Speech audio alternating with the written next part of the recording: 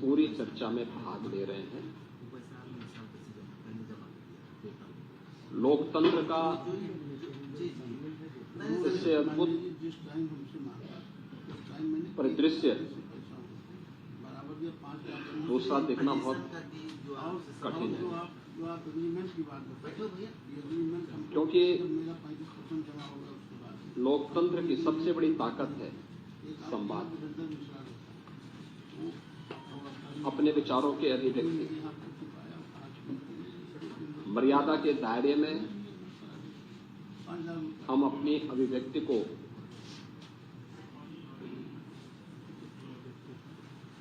सदन के मंच पर रखें, सदन के पटल पर रखें, तो इससे बड़ी दूसरी बात नहीं हो सकती है। और उत्तर प्रदेश जैसे राज्य के बजट को लेकर के सत्ता पक्ष और विपक्ष से जुड़े हुए सदस्यों ने जो रुचि ली है, अपने बहुमूल्य विचार इस सदन के सामने रखे हैं, मैं इसके लिए उन सभी माननीय सदस्यों को हृदय से धन्यवाद देना चाहता हूं जिन्होंने इस पूरी चर्चा में भाग लिया। महोदय, चर्चा जब हम लोग यहां पर आगे बढ़ा रहे हैं तो यह वर्ष अत्यंत महत्वपूर्ण है और उन सभी घटनाओं के हम साक्षी बन रहे हैं।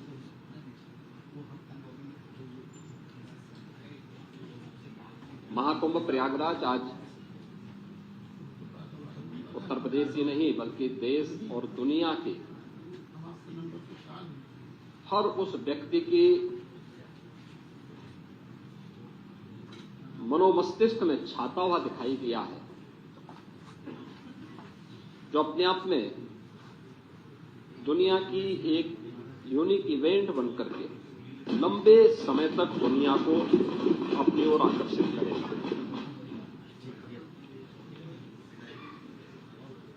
अपने मुद्दे हो सकते हैं, लोगों की अपनी भावनाएं भी हो सकती हैं और उसको हम किसी पर जबरन थोप भी नहीं सकते और ये हमारी प्रवृत्ति भी नहीं, क्योंकि जब महाकुंभ का आयोजन हो रहा था उस समय भी हम लोग इस बात का अनुभव कर रहे थे कि बहुत सारे ऐसे माननीय सदस्य थे या ऐसी पार्टियां थीं, ऐसे संगठन थे जो तमाम प्रकार के अनर्गल लाभ इस दौरान कर रहे थे, लेकिन उन सब से इतर रह करके हम लोग इन सभी घटनाओं के मौन साक्षी बन करके अपनी जिम्मेदारियों का निर्वहन कर रहे थे। महाकुंभ का महत्व क्या है, इसके आध्यात्मिक पहलू को लेकर, इसके सामाजिक पहलू को लेकर, राष्ट्रीय एकात्मता के पहलू को लेकर, इसके आर्थिक पहलू को लेकर के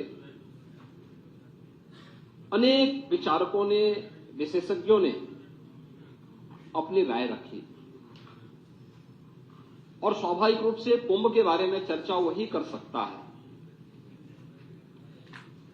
जो महाकुंभ का दर्शन किया हो और महाकुंभ की नगरी में जाकर के जिसने साथ इस सांस्कृतिक और आध्यात्मिक आयोजन में सहभागी बनकर के इस पूरे आयोजन में जो सहभागी बना होगा, महाकुंभ के बारे में, उसकी विवेचना के बारे में, उसके अलग अलग पक्ष के बारे में वही चर्चा कर पाएगा। भगवान श्री कृष्ण ने भी श्रीमद् भगवत गीता में इस बात का उल्लेख किया, ये यथा माम प्रवदन्ते तांस तथैव भजाम्यहम्, यानी मुझे जो जिस रूप में स्मरण करता है मैं उसी रूप में उसको दिखाई देता हूं और मुझे लगता है कि जिसकी जैसी दृष्टि थी उसको वैसे ही सृष्टि प्रयागराज में देखने को मिली। पहला आयोजन है जिसको दुनिया के मीडिया ने सराहा है और दुनिया की मीडिया की चर्चा मैंने कल भी की थी। मैं उसको बहुत लंबा नहीं खींचना चाहूंगा, लेकिन फिर भी चाहे वह the wall street journal America का हो, बीबीसी लंदन हो, एक्सप्रेस ट्रिब्यून हो, द न्यूयॉर्क टाइम्स हो, राइटर्स हो, द गार्डियन हो, CNN हो, इन सब ने इस महाआयोजन की तारीफ की, इस महाआयोजन की तारीफ की। और यूनेस्को के निदेशक टिम कर्टिस ने भी महाकुंभ के बारे में कहा कि 2019 के कुंभ को यूनेस्को ने मानवता की अमूर्त सांस्कृतिक धरोहर के रूप में मान्यता दी। उन्होंने कहा कि इससे पहले 2023 में इसके सामाजिक, आर्थिक और पर्यावरणीय प्रभावों की निगरानी की जा रही थी। कुंभ मेला प्राकृतिक और सांस्कृतिक धरोहर के रूप में विश्व को एक नई दृष्टि प्रदान कर रहा है और वे स्वयं भी महाकुंभ के हिस्सेदार बने थे, उसमें भागीदार बने थे। महोदय, आज का एक बहुत महत्वपूर्ण आर्टिकल है, मैं उसकी ओर भी सदन का ध्यान आकर्षित करना चाहूंगा। और वह इसलिए भी आवश्यक है क्योंकि हमारे प्रतिपक्ष के जो माननीय सदस्य हैं वे जानते हैं देश के एक प्रतिष्ठित हिंदी आलोचक श्री सुधीर पचौरी को। ये हमारे संघ विचारधारा के नहीं है, भारतीय जनता पार्टी से भी उनका कोई संबंध नहीं है। वे हमारी विचारधारा या अन्य इस प्रकार के मुद्दों की अक्सर आलोचना और आलोचनात्मक कार्यों के लिए ही वे जाने जाते हैं। महाकुंभ के बारे में उन्होंने लिखा कि समाज अपने अनुभवों में जीता है। उन्होंने बहुत सारी चीजें इसमें लिखी हैं। उन्होंने लिखा है कि 45 दिन लंबे अनुभव में हर रोज 1 से 1.5 करोड़ की संख्या में आती संगम में सहज अनुशासित भाव से आस्था की डुबकी लगाती और उतनी शांति से वापस जाती भीड़ ने अपने सद्व्यवहार से दुनिया के मीडिया को आकर्षित और अभिभूत किया। लेकिन ये भारत के सनातन धर्म के अनुशासन को और उसकी आस्था को अभिव्यक्त किए जा रहे हैं विचार। उन्होंने ये भी लिखा है कि ऐसी उदारता, सहजता, सहनशीलता, विनम्रता और शालीनता गहरा आदर भाव पैदा करती है। यानी भारत के प्रति और सनातन धर्म के प्रति हर व्यक्ति के मन में यह जो भाव है, आपने देखा होगा 66 करोड़ 30 लाख से अधिक श्रद्धालु आते हैं और इन 45 दिनों में प्रयागराज हो, उत्तर प्रदेश हो, कहीं भी कोई लूट की घटना नहीं, कोई अपहरण की घटना नहीं, कोई दुष्कर्म बलात्कार की घटना नहीं, कोई भी छेड़छाड़ नहीं, कोई भी ऐसी घटना नहीं जिसके बारे में कोई अपने आप को शर्मिंदा महसूस करे। ये सामाजिक अनुशासन नहीं तो क्या है? एक आत्मता का इससे अच्छा उदाहरण। जाति के भेद, सारी सीमाएं टूट गई। कोई जाति का भेद नहीं, कोई पंथ का भेद नहीं, कोई संप्रदाय का भेद नहीं, कोई क्षेत्र का भेद नहीं। देश की सीमाओं को भी लांघने वाला, वसुधैव कुटुंबकम के भाव को जागृत करने वाला महाकुंभ एक नया संदेश दुनिया को दिया है। और अंत में श्री सुदेश पचौरी इस बात को भी लिखते हैं अपने आर्टिकल में कि क्या पता कि ऐसे ही निंदकों के प्रतिकार में इस महाकुंभ में इतने रिकॉर्ड तोड़ श्रद्धालु आए ताकि दुनिया जान ले कि समस्त हिंदू समाज एक है। यानी जो लोग महाकुंभ की निंदा कर रहे थे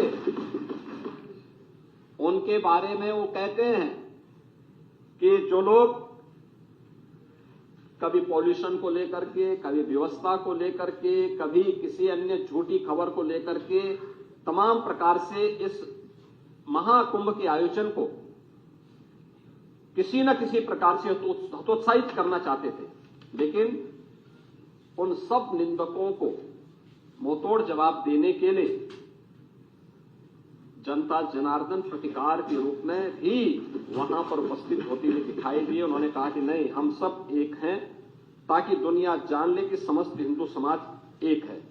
यही नहीं, महाकुंभ ने एक नया हिंदू विमर्श भी पैदा किया है कि हे पश्चिमी आधुनिकता, जिसे तूने दूषित किया, वह अब भी हमारे लिए पवित्र है। याद करिए, जिस गंगा की पवित्रता और अविरलता के बारे में प्रश्न उठ रहा था, 2014 के पहले, नमामि गंगे परियोजना के पहले उत्तर प्रदेश के अंदर मां गंगा 1000 किलोमीटर दूरी तय करती है, बिजनौर जनपद से बलिया जनपद तक। इन 1000 किलोमीटर के दायरे में सबसे क्रिटिकल पॉइंट, और एक क्रिटिकल पॉइंट केवल उत्तर प्रदेश के लिए नहीं था, गंगोत्री से लेकर गंगा सागर तक के इस पूरे 2500 किलोमीटर के दायरे में था, वह कानपुर था। कानपुर में 125 वर्षों से सीसामऊ में 4 करोड़ लीटर सीवर प्रतिदिन गंगा जी में उड़ेला जाता था। हम आभारी हैं प्रधानमंत्री मोदी जी के, जिन्होंने नमामि गंगे परियोजना के माध्यम से इस योजना को प्रभावी ढंग से लागू करने के लिए हमें पर्याप्त धनराशि उपलब्ध करवाई। यद्यपि पैसा 2015 में भी उन्होंने उपलब्ध कराई, लेकिन समाजवादी पार्टी की तत्कालीन सरकार ने उसको लागू करने के लिए कोई कदम नहीं उठाए। ये जो प्रदूषण की बात करते थे ना, ये वही लोग हैं जो अपने समय में कुछ कर नहीं पाए, और हमें अवसर मिला तो डबल इंजन की सरकार ने सीसामऊ के सीवर पॉइंट को सेल्फी पॉइंट बनाने का काम किया। एक भी बूंद सीवर आज के दिन पे मां गंगा में, कानपुर में नहीं जाता है। और यही बात उन्होंने कहा कि ये सीवर पॉइंट बनाने का काम किसने किया, सीवर वहां तक गिराने का काम किसने किया था, अंग्रेजों के समय प्रारंभ हुआ था। तो पश्चिम के जो विचारक आज हमें उपदेश देते हैं, अपने करतूतों को नहीं देखते। और उन्होंने कहा कि उसको जिसको एक दूषित कहते थे, भारत के सनातन धर्मावलंबियों के लिए वह मां गंगा आज भी उतनी ही पवित्र है, और इसलिए उन्होंने इन सभी चीजों की परवाह के बगैर, क्योंकि उन्होंने कहा कि यही नहीं, महाकुंभ में एक नया हिंदू विमर्श भी पैदा किया है। ये पश्चिमी आधुनिकता जिसे तूने दूषित किया, वह भी हमारे लिए पवित्र है, क्योंकि यही हमारी सुरसरी है, जो बहते बहते हरेक को पवित्र करती रहती है। और विज्ञान भी तो यही कहता है कि बहता हुआ जल अपने आप को पवित्र करता रहता है। हमारी नदी संस्कृति यही है। और आपने इस चीज को देखा होगा, मैंने पिछले दिनों जब मैं यहां पे राज्यपाल जी के भाषण में चर्चा में भाग लेने के लिए यहां आया था, तब भी मैंने बताया था कि सेंट्रल पॉल्यूशन कंट्रोल बोर्ड के जो भी नमूने लिए जाते थे वह 200 से लेते थे, लेकिन उत्तर प्रदेश सरकार के जो pollution control board Uttar Pradesh का है, उसके अपने सैंपल कलेक्शन होते थे और लैब भी वहां मौजूद है। हमने कोई आउटसोर्स नहीं किया, बल्कि स्वयं के मैन पावर से सारे सैंपल लेते थे। और हम लोग देखते थे कि जिन क्षेत्रों में, खासतौर पर आबादी वाले उन क्षेत्रों में जहां भैंस गाय नदी से इस पार से उस पार जाते हैं, और वहां पे जब भैंस गाय नदी में नहाते हैं तो वहां पे फीकल कोलिफॉर्म की मात्रा बढ़ती है। लेकिन वही चीज आगे बढ़ती हुई जब जाती थी, संगम में जब भी नमूने लिए गए तो नमूने बीओडी के, डीओ के या फीकल कोलिफॉर्म के हमेशा वह शुद्धता के सभी मानकों को पूरा करते हुए दिखाई दिए हैं और हर सैंपल को जनवरी से लेकर के फरवरी तक हर सैंपल वहां पे पास हुआ है।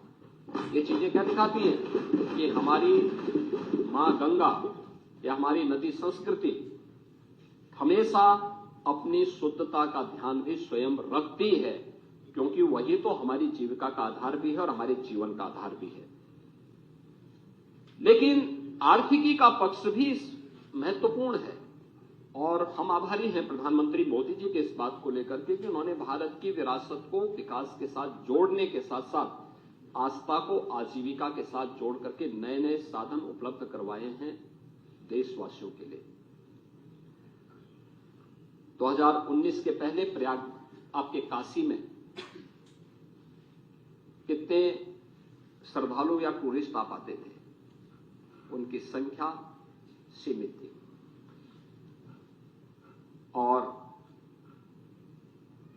काशी विश्वनाथ धाम बनने के बाद आज पूरी काशी नए कलेवर और काया के साथ दुनिया को अपनी ओर आकर्षित कर रही है। 13 जनवरी से लेकर के 27-28 फरवरी तक इन 45-50 दिनों तक पूरी काशी पूरी तरह पैक थी। 5 लाख से लेकर के 25 लाख श्रद्धालु प्रतिदिन वहां पे दर्शन करता था, मां गंगा में स्नान भी करता था और काशी के इस वैभव को भी देखता था, इस कलेवर और कायाकल्प को भी देख करके अभिभूत होता था और काशी के साथ साथ प्रदेश और देश के विकास में भी अपना योगदान करता था। लेकिन काशी के लोगों का धैर्य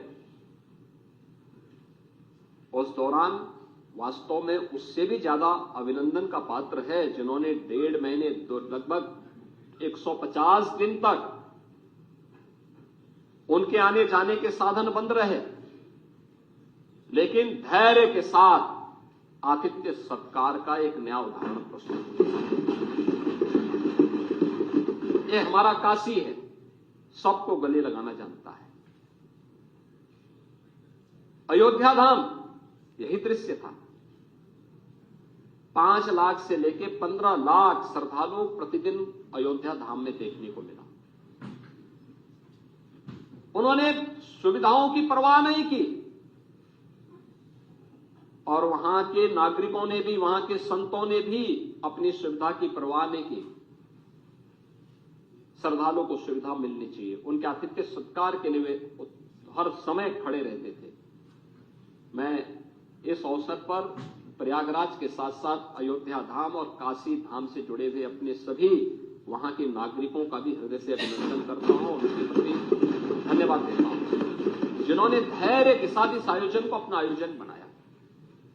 और हमने देखा कि जिस भी जगह से श्रद्धालुजन गए, पर्यटक गए,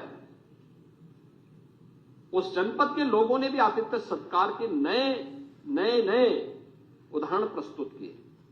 क्या चित्रकूट हो या प्रतापगढ़, जौनपुर हो, भदोई हो, मिर्जापुर हो, कौशाम्बी हो, फतेहपुर हो या जिस भी मार्ग से गए, हर एक जगह लोगों ने अभिभूत करने वाला स्वागत किया। मुझे याद है 28 जनवरी को सायंकाल 5 बजे से लेकर के 29 जनवरी को हम लोगों ने प्रयागराज में भीड़ के वॉल्यूम को देखते हुए लगभग 2 लाख वाहन अगल बगल के जनपदों में रोके थे और उस जनपद में ही उन श्रद्धालुओं के लिए भोजन की, रहने की व्यवस्था की थी, वहां के नागरिकों ने की थी, प्रशासन उसमें सहयोगी बनता था, लोग कर रहे थे। आतिथ्य सत्कार का इससे बड़ा उदाहरण और क्या हो सकता है। और कहीं कोई घटना नहीं घटित हुई। हाँ, पूरी दुनिया आई थी, 100 से अधिक देशों के लोग इस अवसर पर आए और आर्थिकी के बारे में इसकी आस्था आजीविका का आधार बनता है। आप पीटीए की बात करते हैं, मैं तो एक नाविक की चर्चा कर रहा हूं, मैंने कल भी सदन में की थी।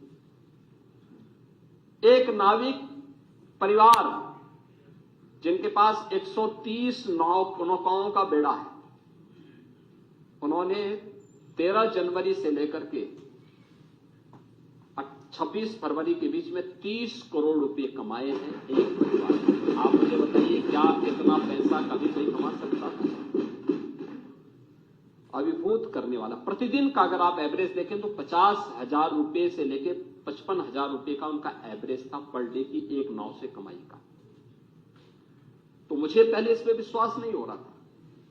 मैं प्रयागराज एक दिन गया था, स्वयं भी मैंने इस चीज को कहा कि भाई कैसे हो रहा है, क्योंकि हम लोगों ने तो, मैं, हमारे साथ दोनों डिप्टी सीएम भी, हमारे मंत्रिमंडल के तमाम सहयोगी भी और नाविकों का सम्मान भी किए थे, क्योंकि हमारे लिए सम्मान करने का अवसर इसलिए भी था क्योंकि भगवान राम के मित्र निषाद राज की परंपरा को आज भी वे उसी श्रद्धा भाव के साथ निर्वहन कर रहे हैं। तो हम लोग कैसे इनके साथ सहभागी बन सकते हैं? तो मैंने महाकुंभ के दौरान इस बात को देखा। एक नाविक मुझे मिला, पहले मुझे एक परिवार मिला जो बाहर से आए थे। उन्होंने मुझसे मिलने की इच्छा व्यक्त की थी। मैंने कहा मैं कल प्रयागराज आ रहा हूं, अगर आप वहां रुक सकते हैं तो मुलाकात कर लेंगे। मैं मुलाकात किया। मुलाकात करने के बाद मैंने उनसे पूछा, मैंने कहा कितने लोग? उन्होंने कहा 10 हमारे ग्रुप थे और हमें तो नाव वालों ने संगम में ले जाकर के स्नान करवा दिया था। तो मैंने कहा नाव वाले ले जा रहे थे तो आप लोग हर ग्रुप को ले जाने में कितना पैसा लग रहा था? उन्होंने कहा साहब देखिए, वे हम लोगों से हर ग्रुप से 2-2 हजार रुपया लेते थे और हमें नहा करके स्नान करा के आते थे। और आप सोचिए कि मैंने कहा कितने का 2 घंटे के अंदर हम लोगों ने अपना स्नान पूरा कर लिया था, तो 20,000 रुपए तो यही हो गए उन लोगों से। अब 2 घंटे में 20,000 रुपए जो कमा रहा है, सुबह 4 बजे से ही उनके द्वारा स्नान का कार्यक्रम प्रारंभ होता है, तो सायंकाल तक 50,000 रुपया कमाना उनके लिए कोई कठिन काम नहीं था। तो मैं इसीलिए कह रहा हूं कि यह कौन तबका ऐसा नहीं था जिसने न कमाया हो, और उसका बृहद आर्थिकी पक्ष है जिसको लेकर के आर्थिक विशेषज्ञ अपने अनुसार अनुमान लगा रहे हैं। हमारा अनुमान है कि उत्तर प्रदेश की अर्थव्यवस्था में 3.5 लाख करोड़ रुपए से अधिक का इससे अंतर आने वाला है। ये विरासत को विकास के साथ जोड़ने का परिणाम है और यह विजन दिया है प्रधानमंत्री मोदी जी ने, देश को दिया है।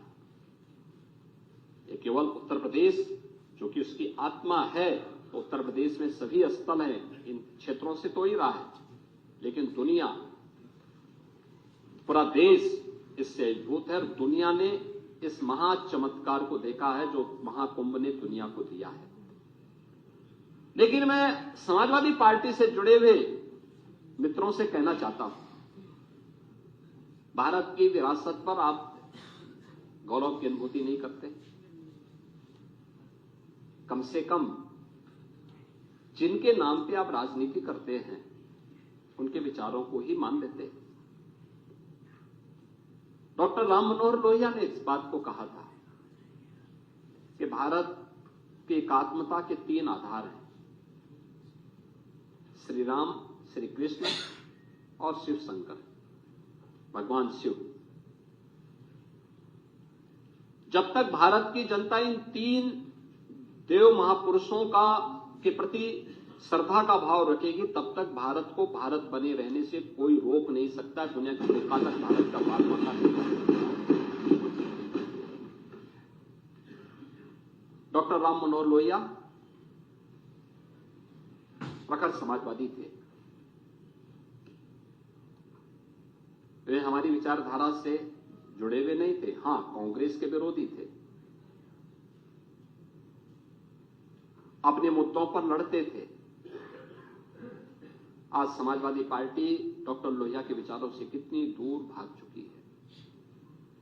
आज राम को, कृष्ण को, शिव की परंपरा को, भारत की विरासत को कोसना ये समाजवादी पार्टी का मानो जीवन का उद्देश्य हो गया।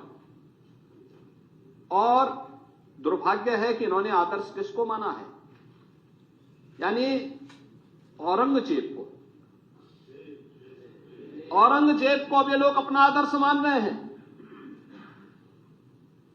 औरंगजेब का पिता शाहजहां अपनी जीवनी में लिखता है, अपनी आत्मकथा में लिखता है कि खुदा करे कि ऐसा कमबख्त किसी को पैदा न हो। उसने आगरा के किले में अपने बाप को कैद करके रखा, एक एक बूंद पानी के लिए तरसाया। और अगर इनको औरंगजेब पर गौरव की अनुभूति होती है तो ये लोग कम से कम पटना की खुदाबख्त लाइब्रेरी में जाकर के एक बार शाहजहां की ही जीवनी को पढ़ लें, देख लें, उसकी पीड़ा को देखें। हां, जिनका आचरण औरंगजेब जैसा है वे लोग औरंगजेब पर गौरव की अनुभूति करें, लेकिन भारत को कम से कम इस पर न करें। और समाजवादी पार्टी को इसका जवाब देना चाहिए। भारत की आस्था पर प्रहार करने वाला दुर्दांत, धर्मांत, क्रूर शासक, उसको समाजवादी पार्टी आदर्श मानती है। जो भारत को रौंदने के लिए आया था, जजिया कर लगा रहा था, भारत का इस्लामीकरण कर रहा था। कोई सभ्य मुसलमान भी अपने पुत्र का नाम औरंगजेब नहीं रखता, क्योंकि इसे मालूम है यथा नाम तथा काम। अगर ऐसा नाम रखेंगे तो फिर एक एक बूंद पानी के लिए तरसना पड़ेगा। और शाहजहां ने भी अपनी जीवनी में लिखा है, उन्होंने कहा है कि औरंगजेब को कोसते हुए उसने लिखा कि तुमसे अच्छा तो ये हिंदू है जो जीते जी तो अपने बुजुर्ग मां बाप की सेवा करता है, मरने के बाद श्राद्ध तर्पण के माध्यम से वर्ष में एक बार उन्हें जल देता है। तुम तो मुझे एक एक बूंद पानी के लिए तरसा दी हो। अब समाजवादी पार्टी यह तय करे ये पटना की खुदाबख्त में जाकर ये समाजवादी पार्टी का नेता,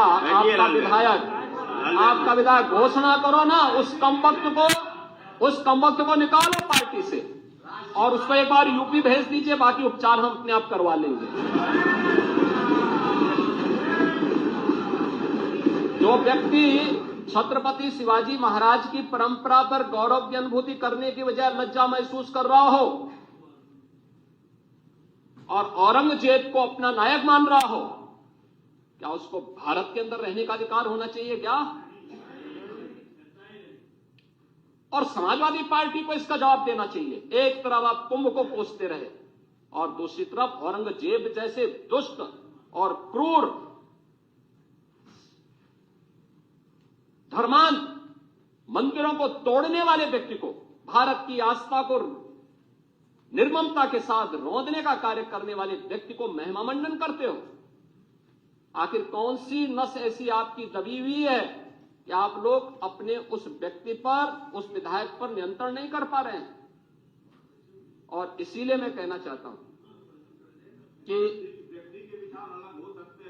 खंडन क्यों नहीं समाजवादी पार्टी खंडन करे इसका। लाल बिहारी सुनिए, समाजवादी पार्टी को इसका खंडन करना चाहिए।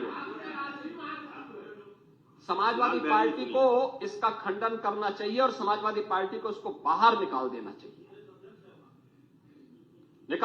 बाहर, या यहां बुलवाइए सम्मेलन में।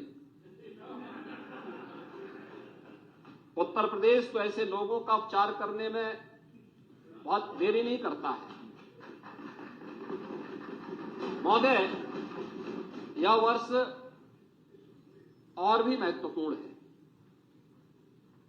बाबा साहब भीमराव अंबेडकर ने जिस संविधान के शिल्पी बनकर के भारत को एक संविधान दिया,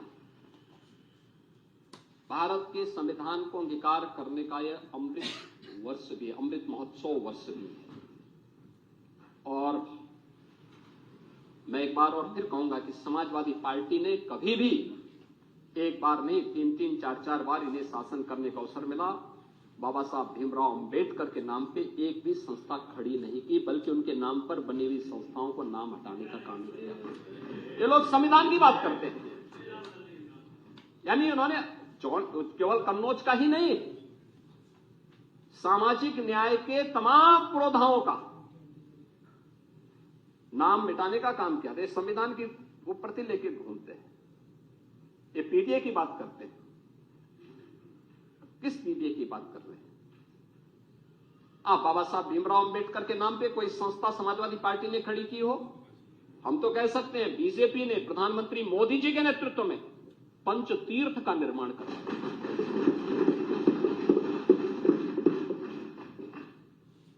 लखनऊ में डबल इंजन की भाजपा की सरकार बाबा साहब भीमराव अंबेडकर का अंतर्राष्ट्रीय स्मारक और सांस्कृतिक केंद्र का निर्माण कर रही है। हम दलित बच्चों को वहां से स्कॉलरशिप की सुविधा भी देने जा रहे हैं। अंबेडकर महासभा उस अभियान को लेकर के आगे बढ़ रही है। सामाजिक न्याय के इन महापुरुषों के बारे में सावित्रीबाई फुले के नाम पर लखनऊ के बाबा साहब भीमराव अंबेडकर विश्वविद्यालय में हमारी सरकार ने छात्रावास बनाया जिससे दलित बच्चे पढ़ सके। हमारी सरकार ने कन्नौज के मेडिकल कॉलेज का नामकरण बाबा साहब भीमराव अंबेडकर का जो नामकरण आप लोगों ने हटाया था, हम लोगों ने फिर से बाबा साहब भीमराव अंबेडकर के नाम से। और इस बार के बजट में भी हम लोगों ने सामाजिक न्याय से जुड़े हुए इन सभी पुरोधाओं का सम्मान किया। आपकी पीड़ा को हम समझ सकते हैं। आप लोग एक परिवार से बाहर निकल ही नहीं सकते। हम लोगों ने अभी तक प्रधानमंत्री जी प्रयागराज आए थे, उन्होंने उद्घाटन किए थे जब 13 दिसंबर को प्रयागराज की योजनाओं का। निषाद राज के नाम पे श्रृंगवेरपुर में कॉरिडोर के निर्माण का काम किया, उसका भी लोकार्पण किया। हजारों वर्षों की विरासत। आप पीडीए की बात करते हैं, क्या निषाद पीडीए का पार्ट नहीं था? ये कॉरिडोर क्यों नहीं बन पाया? आप लोग तो उस पर कब्जा करवा रहे हैं। श्रावस्ती में और बहराइच में महाराज सुहेलदेव के नाम पर विजय स्मारक ये लोग नहीं बनने देते थे, हमारी सरकार ने बना करके तैयार किया। हमारी सरकार ने बनाया है, भव्य स्मारक बनकर के तैयार हो चुका है। वाराणसी में संत रविदास जी, मन चंगा तो कटौती में गंगा। आप सोचिए, क्षीर गोवर्धन जो उनकी पावन जन्मभूमि है, उस पावन जन्मभूमि में कॉरिडोर का निर्माण हो, संत रविदास जी की भव्य प्रतिमा लगे। समाजवादी पार्टी ने हमेशा उसमें ब्रेकर खड़े किए, नहीं बनने दिया। और हमारी सरकार है डबल इंजन की सरकार, प्रधानमंत्री मोदी जी के नेतृत्व में आज कितना भव्य स्वरूप क्षीर गोवर्धन। महर्षि वाल्मीकि का लालापुर, उनकी पावन साधना स्थली, दुनिया का सर्वश्रेष्ठ महाकाव्य देने वाले महर्षि वाल्मीकि जैसे त्रिकालदर्शी ऋषि, वहां का सुंदरीकरण का काम में बाधा समाजवादी पार्टी। राजापुर का विकास संत तुलसीदास जी ने, जिन्होंने आधुनिक रामायण के रूप में रामचरितमानस दिया। घर घर में जिसका गायन होता है, कोई भी मांगलिक कार्यक्रम होता है, इसके बगैर नहीं हो सकता। आप लोगों ने राजापुर का विकास नहीं होने दिया। आपने गरीबों के मकान नहीं बनने दिए। समाजवादी पार्टी की सरकार थी, पहले 2.5 वर्ष में 0 प्रोग्रेस। शौचालय उनके घरों में नहीं बनने दिया, 0 प्रोग्रेस। आखिरी मकान 56 लाख मकान बने। बैठिए लाल बिहारी आप देते हैं। लाल बिहारी जी, ये अच्छी परंपरा नहीं है। लाल बिहारी जी, ये अच्छी परंपरा नहीं है। ये टोका टोकी की बात अच्छी नहीं है। लाल ये आपने लाल बिहारी जी, आपने जो पैसा दिया वो केवल समाजवादी पार्टी के कैडर को दिया था, अपने कार्यकर्ता को दिया था, किसी दलित को नहीं दिया था, किसी वंचित को नहीं दिया था, किसी गरीब को नहीं दिया था, किसी किसान को नहीं दिया था। मैं कर रहा हूं ना, हम तो कर ही देंगे, हमारा श्वेत पत्र तैयार है। लेकिन हम जानते हैं कि आपके कारनामे ऐसे हैं, कि आप लोगों को आना ही नहीं है, तो काहे आप लोगों को हाईलाइट कर रहे हैं।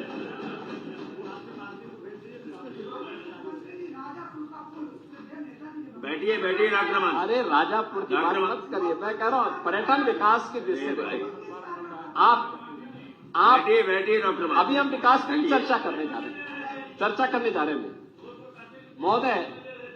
ये कभी भी नहीं चाहते, और यह वर्ष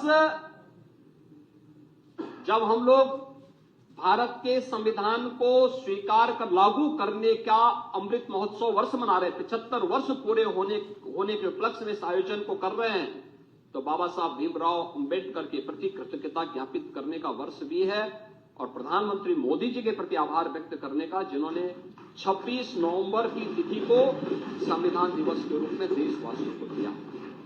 हर वर्ष आयोजन हो रहे हैं और इसीलिए इस आयोजन के प्रति सरकार की प्रतिबद्धता, सरकार ने तय किया है कि अनुसूचित जाति जनजाति के छात्रों के लिए जो भी छात्रावास बनेंगे, बाबा साहब भीमराव अंबेडकर के नाम पर ही हर जनपद में हम बनाने का काम करेंगे। हमारी सरकार ने तय किया है, इस बजट में हम इसका उल्लेख करेंगे अभी आने वाले उस पे। इसमें सरकार यह वर्ष लोक माता अहिल्याबाई होलकर जी की 300वीं जयंती वर्ष भी है। उनके प्रति कृतज्ञता ज्ञापित करने के लिए हम 7 स्थानों पर कामकाजी महिलाओं के लिए छात्रावास की सुविधा भी देने जा रहे हैं। ये अहिल्याबाई होलकर के नाम पे सभी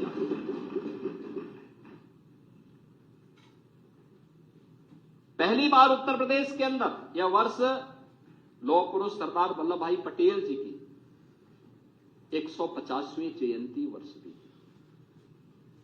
उनके प्रति कृतज्ञता ज्ञापित करने के लिए हर जनपद में 100 एकड़ क्षेत्रफल में हम लोग एक एम्प्लॉयमेंट जोन बनाने की कार्रवाई को आगे बढ़ाने जा रहे हैं।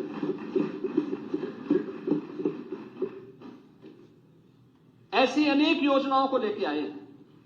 भगवान बिरसा मुंडा की 150वीं जयंती है। भगवान बिरसा मुंडा महान स्वतंत्रता संग्राम सेनानी भी थे। जनजातीय समाज को एक नई दिशा दी थी उन्होंने। विदेशी ताकतों के खिलाफ लड़े थे। उनके प्रति कृतज्ञता ज्ञापित करने के लिए हम लोगों ने उनके नाम पर इमलिया कोडर बलरामपुर में पहले से ही एक म्यूजियम बनाया है, जनजातीय म्यूजियम, और ऐसे मिर्जापुर और सोनभद्र में भी इस प्रकार के म्यूजियम के निर्माण के कार्यक्रम को हमारी सरकार आगे बढ़ाने जा रही है। सरकार का कार्यक्रम अपने विरासत को आगे बढ़ा करके एक सर्वसमावेशी, सर्वस्पर्शी और लोक मंगल की कामना के बजट को लेकर के आगे आना था और सरकार ने इन सभी महापुरुषों के प्रति कृतज्ञता ज्ञापित करते हुए अटल जी की स्मृति को, यह वर्ष अटल जी की जन्म शताब्दी वर्ष भी है, हमने शहरी हर नगर निकाय में एक एक डिजिटल लाइब्रेरी बनाई है जो सदैव अटल जी को समर्पित है। उसको बनाने के कार्यक्रम को हमने जोड़ा है, बजट में इसके लिए प्रावधान किया पैसे के। महोदय, यह हमारा सौभाग्य है कि हमारी सरकार ने 9वां बजट प्रस्तुत किया है। 9 बजट में हर बजट की अपनी एक थीम थी और थीम पहला बजट अन्नदाता किसान को समर्पित था। जब 2017 में हम लोग आए थे, किसान की कर्ज माफी से लेकर के अनेक योजनाएं उनके लिए घोषित की थी और आज मैं कह सकता हूं, जब मैं कुछ आंकड़े दूंगा तो आप देखेंगे कि कितना गुना अधिक पैसा किसान को आज प्राप्त हो रहा है। हमने दूसरा बजट प्रस्तुत किया था। याद रखना, 17 के पहले प्रदेश का अन्नदाता किसान आत्महत्या करता था। आज अन्नदाता किसान खुशहाल है। उसके बारे में हम आगे बताएंगे भी। दूसरा बजट हमने प्रदेश के इंफ्रास्ट्रक्चर और औद्योगिक विकास को समर्पित किया था, जो किसी भी विकसित राज्य के या विकसित देश की एक आधारशिला बनती है और ये नए रोजगार का सृजन भी करता है। हमने उसको समर्पित किया था। तीसरा बजट प्रदेश की मातृशक्ति को समर्पित किया था। महिला सशक्तिकरण को लेकर मिशन शक्ति के कार्यक्रम को भी सरकार ने इस वर्ष लॉन्च किया था। चौथा बजट युवा शक्ति को समर्पित किया था और इसमें स्वामी विवेकानंद स्कीम के अंतर्गत 2 करोड़ युवाओं के लिए टैबलेट और स्मार्टफोन वितरण के कार्यक्रम को हम लोगों ने आगे बढ़ाया था और प्रदेश में अनेक रोजगार के अवसर सृजित करने के नए नए कार्यक्रमों को हमने आगे बढ़ाया था। 21-22 का बजट स्वावलंबन से सशक्तिकरण की थीम पर 22-23 का अंत्योदय से आत्मनिर्भरता के लेकर के, 23-24 का त्वरित समावेशी और समग्र विकास को समर्पित था, 24-25 का अयोध्या में प्रभु श्री रामलला के प्रकटीकरण, 500 वर्षों के बाद पुनः रामलला का विराजमान होना, राम राज्य की अवधारणा को लेकर के कि लोक मंगल की कामना के साथ यह बजट हमने प्रस्तुत किया था।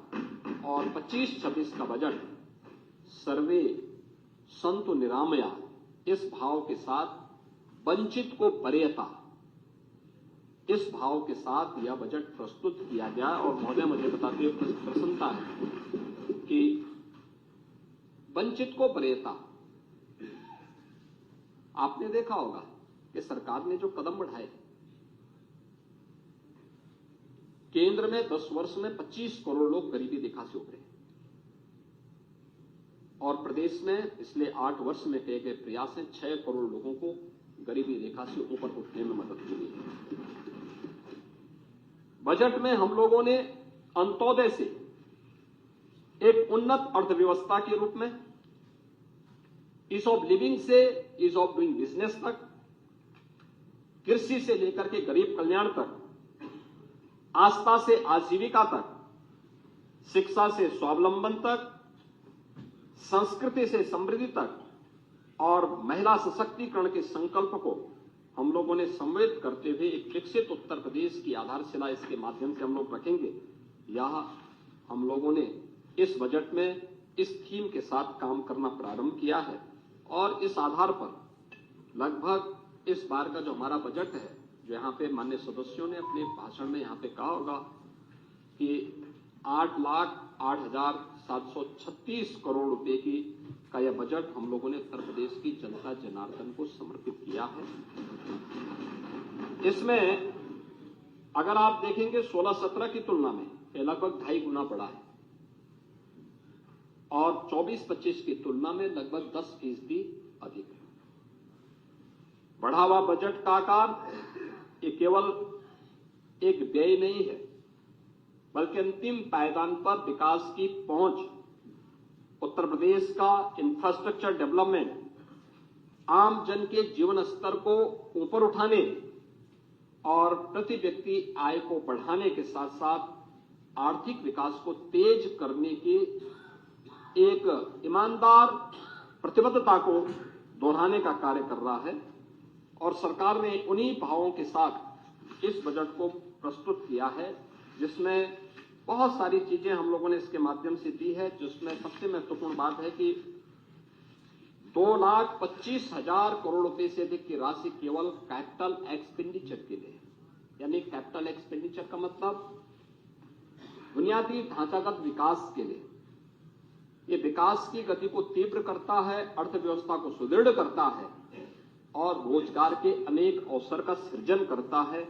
और यह एक बड़ी राशि उत्तर प्रदेश के बजट में हम लोग प्रस्तुत करते आए हैं। अगर 16-17 की तुलना में हम देखेंगे तो प्रति व्यक्ति आय को हमें दोगुने से अधिक करने में सफलता प्राप्त हुई है। महोदय, आज उत्तर प्रदेश हर दिशा में आगे बढ़ा है और मुझे बताते हुए प्रसन्नता है कि हमारे समाजवादी पार्टी के मित्रों को इस बात के लिए परेशानी होती है कि आप बजट का दायरा क्यों बढ़ा रहे हैं। देखिए, बजट के दायरे को ही नहीं बढ़ाया जाता है, बल्कि अपने घाटे को भी नियंत्रित किया जाता है। और राजकोषीय अनुशासन का, वित्तीय अनुशासन का सबसे अच्छा उदाहरण माना जाता है, जिसके लिए रिजर्व बैंक ने भी एक लिमिट तय की हुई है कि आप इससे ज्यादा जो आपका कुल जीएसडीपी होगा उससे आप कितना पैसा उधार लोन ले सकते हैं, वो लिमिट तय है। और सरकार का जो यह जीएसडीपी का जो हमारा राजकोषीय घाटा है, 3% से कम है, 3% यानी 2.97% है, जिसको हम कांस्टेंट रूप से आगे बढ़ा रहे हैं, जबकि हम बजट का दायरा बढ़ा रहे हैं। और यह तब है कि जब पिछले 8 वर्ष में सरकार ने कोई नया टैक्स उत्तर प्रदेश की जनता जनार्दन पे नहीं लगाया, बल्कि डीजल और पेट्रोल पर जो पहले से वैट था उसको कम किया है।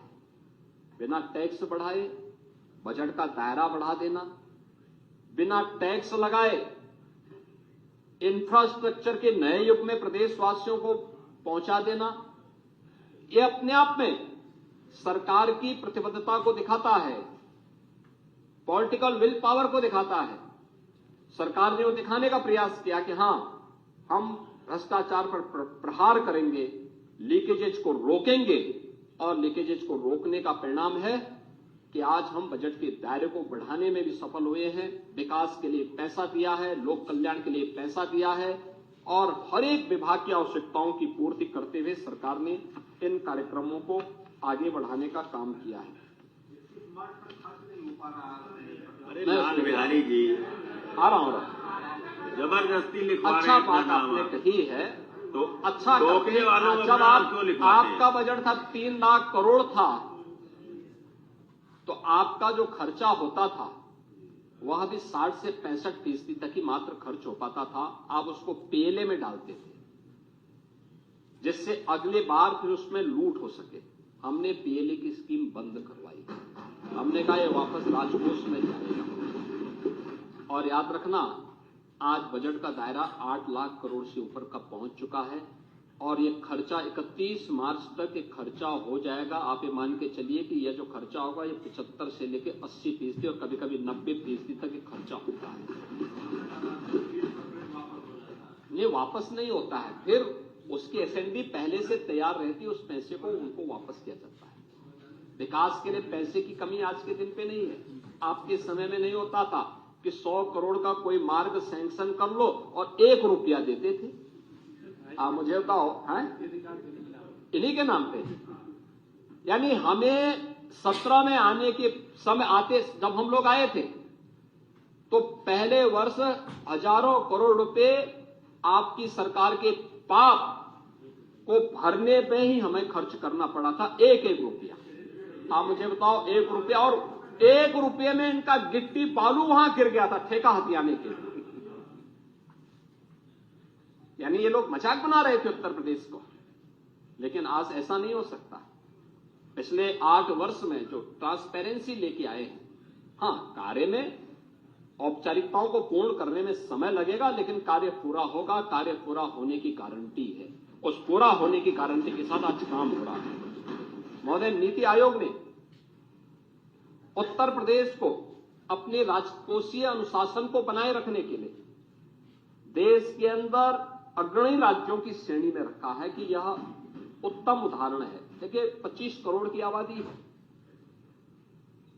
और रेवेन्यू सरप्लस स्टेट है। हमारे पास एक समय था, समाजवादी पार्टी की सरकार थी, कोई बैंक लोन देने को तैयार नहीं होता था, कोई निवेश करने को तैयार नहीं होता था। आज हम कोई प्रोजेक्ट तैयार करते हैं, एक लाइन लगती है बैंकों की, साहब बताइए हम पैसा देना चाहते हैं, हम पैसा देना चाहते हैं। परसेप्शन।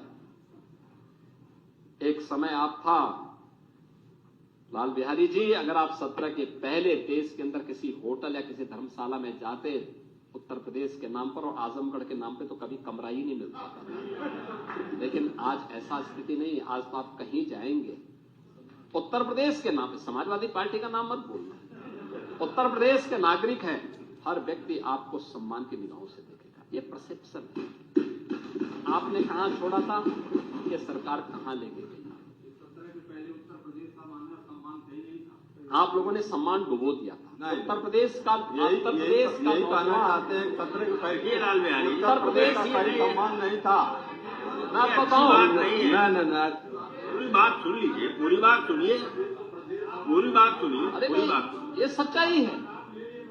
आप सोचिए ना, मैं तो बोल रहा हूं, ये होता था नहीं। उत्तर प्रदेश का नौजवान कहीं अपनी पहचान नहीं बताता था, छुपाता था, लेकिन आज पहचान का संकट नहीं उसके पास।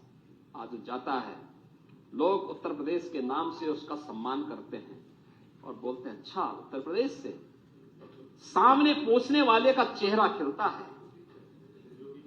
और ये है यूपी की नई पहचान। और इसलिए आप सबसे मैं कहना चाहूंगा कि आपको थोड़ा इन सब पर आत्ममंथन करना चाहिए, कभी एकांत में समय मिले, क्योंकि वैसे भी आप लोगों का कोई काम तो है नहीं, सदन के दौरान थोड़ा बोलने का मौका मिलेगा, वैसे कोई काम मिलेगा नहीं, तो थोड़ा एकांत में बैठेंगे तो मानसिक रूप से भी शांति मिलेगी और थोड़ा पिछले कार्यों के लिए पश्चाताप करके उत्तर प्रदेश की जनता से एक बार माफी मांग लेते हैं। अपने किए आप नहीं थे, लेकिन जो थे उन लोगों से बोलिए और वे लोग बोले इस चीज को, तो कम से कम लोगों को ये चीज लगेगा कि वास्तव में गलती का एक पश्चाताप कर रहे हैं। अरे लाल बिहारी जी,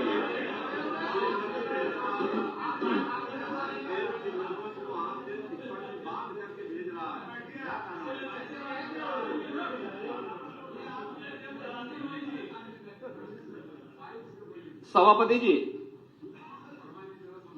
इसके साथ साथ इन्होंने नीति आयोग ने यह भी कहा है कि 18-19 से 22-23 की अवधि में प्रदेश का जो फिजिकल हेल्थ इंडेक्स था वह 8.9 अंकों के साथ आगे बढ़ा है और प्रदेश में 18 से 23 की अवधि में जो हमारा कैपिटल एक्सपेंडिचर है वह भी 14.8% से 19.3% के मध्य रहा है, यानी एक बहुत बेहतर स्थिति में उत्तर प्रदेश तेजी के साथ आगे बढ़ा है। रिजर्व बैंक ऑफ इंडिया ने भी इस बारे में कहा है, जो उनकी 24-25 की रिपोर्ट आई है उसमें उन्होंने कहा है कि देश के सभी राज्यों की स्वयं के कर की प्राप्ति में उत्तर प्रदेश का अंश 22-23, 23-24 और 24-25 में जो 9.9%, 10.5% और 11.6% रहा है, यानी जो बेहतरीन लगातार बढ़ोतरी की जरूरत है। उन्होंने ये भी कहा है कि उक्त वर्षों में सभी राज्यों में राजस्व प्राप्ति के सापेक्ष ब्याज पर व्यय, यानी जो सरकारों ने कर्ज लिया होता है उस कर्ज पर सरकार जो व्यय कर रही है वह अन्य राज्यों में है 12.6%, 12.3% और 12.1%, जबकि यूपी का है 10.3%, 9.4%, 8.9%, यानी हम लगातार नीचे जा रहे हैं क्योंकि हम कर्जा कम ले रहे हैं, हमारे पास रेवेन्यू है, हम अपने पैसे का उपयोग बेहतर तरीके से यूपी के विकास के लिए कर रहे हैं। ये कुछ आंकड़े हैं जो आप लोगों की आंखों को खोलने वाला होना चाहिए और इसके साथ ही जो उत्तर प्रदेश की जीएसटीपी है, आपके समय में, मैं आपके समय की बात नहीं कर रहा हूं, 1950 से लेकर के 2017 तक ये पहुंच पाई थी मात्र 12.75 लाख करोड़ तक, 12.75 लाख करोड़, और 17 से लेकर के 25 के बीच में, 24 के बीच में, ये केवल 24-25 का हम आंकड़े दे रहे हैं, इस 31 मार्च तक के भी आंकड़े हम उसके साथ जोड़ लें तो 25 तक ही हम मान लेते हैं। ये जो आंकड़े हैं ये बताते हैं कि सरकार के प्रयास किस दिशा में आगे बढ़े हैं। अगर वही प्रयास आपने किए होते तो उत्तर प्रदेश देश का अग्रणी अर्थव्यवस्था होती। जो 12.75 करोड़ पिछले 70 वर्षों में था, मात्र 8 वर्ष में सरकार उसको 27.51 करोड़ तक पहुंचाई और हम लोग इस बात को मानते हैं कि 25 इस वित्तीय वर्ष, यानी जो 25 से हमारा 1 अप्रैल से 25-26 का वित्तीय वर्ष प्रारंभ होगा, इसके अंत में हम इसको लगभग 32 लाख करोड़ तक पहुंचाने के लक्ष्य के साथ काम कर रहे हैं। विदेशी कर्ज यहां नहीं होगा। आपके आंकड़े पता नहीं कहाँ के आंकड़े हैं। लाल बिहारी जी बढ़ा है पर आप कुछ न कुछ जब से देश स्वतंत्र हुआ यूपी का 55 लाख करोड़ रुपया था और जब से भारतीय जनता पार्टी की सरकार आई से 9 साल में 147 लाख करोड़ रुपया विदेशी कर्ज भारत के विकास को देखिए, सुनने का अभ्यास डालिए, सत्य सुनने का अभ्यास डालिए। लाल बिहारी जी, सत्य सुनिए, सत्य कड़वा होता है। अगर आपने यहाँ पे दयालु हमारे दयाशंकर मिश्रा दयालु जी के भाषण को थोड़ा सुना होता। उन्होंने बहुत अच्छा भाषण दिया, लेकिन बहुत संक्षेप में दिया। उन्होंने एक बात कही, जो ब्रिटेन हम पर शासन किया था 200 सालों तक, भारत ने अपनी आजादी के अमृत महोत्सव वर्ष में उस ब्रिटेन को पछाड़ करके जो दुनिया की 5वीं बड़ी अर्थव्यवस्था बना, ये प्रधानमंत्री मोदी जी के नेतृत्व में बना है। भारत की अर्थव्यवस्था का दायरा बढ़ेगा तो यहां पर पूंजीगत निवेश के लिए और वेलफेयर की स्कीम के लिए कर्ज का दायरा भी उसमें बढ़ेगा। लेकिन यह सरकार के उसमें है, और आपने इसकी चर्चा तो की, आपने यूएस की चर्चा नहीं की, इंग्लैंड की चर्चा नहीं की, जिस इंग्लैंड में आपके नेता निवेश करते हैं अपना। आप थोड़ा वहां की भी चर्चा कर लो ना। आप जापान की चर्चा करिए, इनके पास कितना इन लोगों ने कर्जा लिया है। अगर उनके सामने आप भारत का देखेंगे तो ये बहुत कम है, बहुत कम है। और भारत का जो भी है वो अपने नियंत्रण में है। और भारत को आज जिस दिशा में प्रधानमंत्री मोदी जी लेके गए हैं, 27 में भारत दुनिया की तीसरी बड़ी अर्थव्यवस्था भी बनी है। इसके लिए जो रिफॉर्म, परफॉर्म और ट्रांसफॉर्म की नई संस्कृति को प्रधानमंत्री मोदी जी ने दिया है, ये उसी का परिणाम है। आप लोगों की समझ और बुद्धि से थोड़ा ऊपर का विषय है, आप लोगों को थोड़ा उसके बारे में सोचना चाहिए। लेकिन मैं इस बात को कह सकता हूं कि 2023-24 में अगर आप देखेंगे, देश की जीडीपी 9.6% की दर से बढ़ा है और उत्तर प्रदेश की 11.6% की दर से आगे बढ़ा। यानी जो कदम हमने प्रधानमंत्री मोदी जी के मार्गदर्शन में उत्तर प्रदेश के अंदर उठाए हैं, इसके परिणाम बेहतरीन तरीके से हुए हैं। डिजिटल मैकेनिज्म जो यूपी के अंदर लागू हुआ है, उसका परिणाम शासन की कार्य पद्धति में एक ट्रांसपेरेंसी के रूप में भी सामने देखने को मिला है। और आज मुझे बता, जो मैंने कहा ना कि उत्तर प्रदेश ने कोई नया टैक्स नहीं लगाया। आपने महाकुंभ के दौरान, आप लोगों को खैर फुर्सत कहां ये सब सुनने की, जो बाहर के लोग आते थे वो उत्तर प्रदेश के अंदर डीजल या पेट्रोल लेते थे तो उनके राज्य की तुलना में ये सस्ता होता था। तमिलनाडु की तुलना में, कर्नाटक की तुलना में या पंजाब की तुलना में सस्ता होता था। तो वे लोग आकर के यहां कहते, साहब देखिए यूपी में तो डीजल पेट्रोल भी सस्ता है। यानी आप लोग वहां जनता का शोषण वहां भी आपके मित्रगण कर रहे हैं। तो हम लोगों ने यहां पे डीजल पेट्रोल की दर देश में सबसे कम है, और उस सबके बावजूद भी उत्तर प्रदेश तेजी के साथ आगे बढ़ रहा है। डिजिटल लेन देन, जो मैंने कहा ना, शासन की कार्य पद्धति में ट्रांसपेरेंसी को लाता है, और इसका एक बेहतरीन उदाहरण बनकर के उत्तर प्रदेश उभरा है।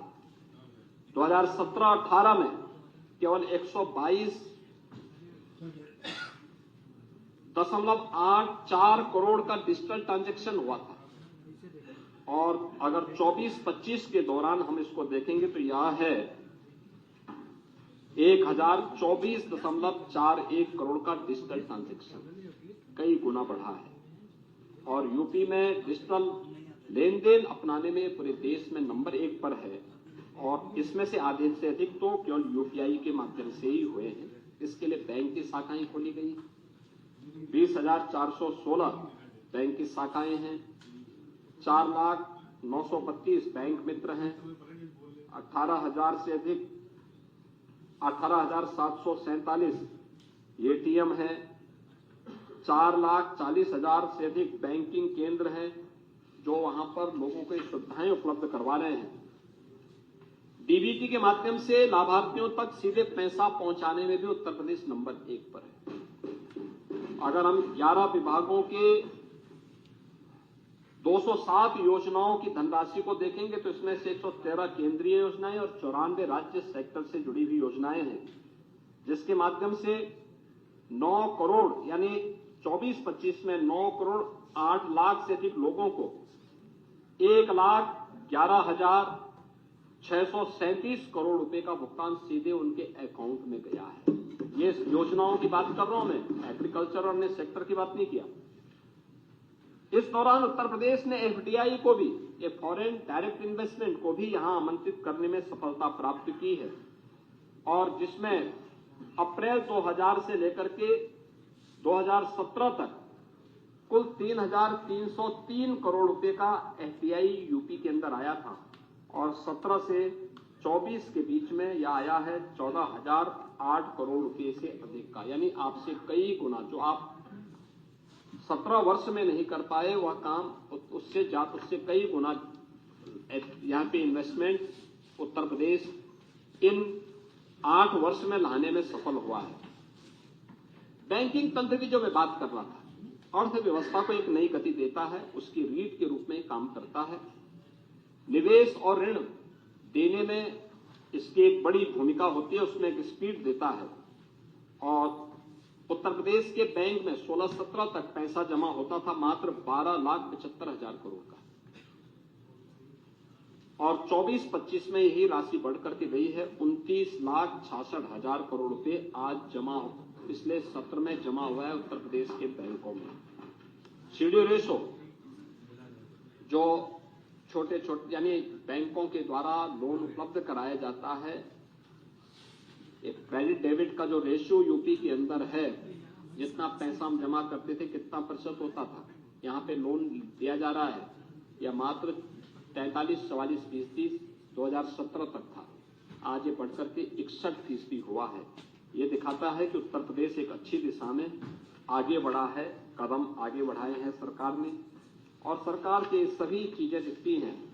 आरबीआई का बुलेटिन कहता है कि बैंक और वित्तीय संस्थाओं में प्रोजेक्ट फाइनेंसिंग के लिए फंड्स आकर्षित करने में 16.2% हिस्सेदारी के साथ उत्तर प्रदेश देश में शीर्ष स्थान पर है। यानी उत्तर प्रदेश ने सर्वाधिक इन्वेस्टमेंट के कार्यक्रमों के लिए बैंकों से लोन आकर्षित करने में उत्तर प्रदेश देश के अंदर नंबर 1 पर है।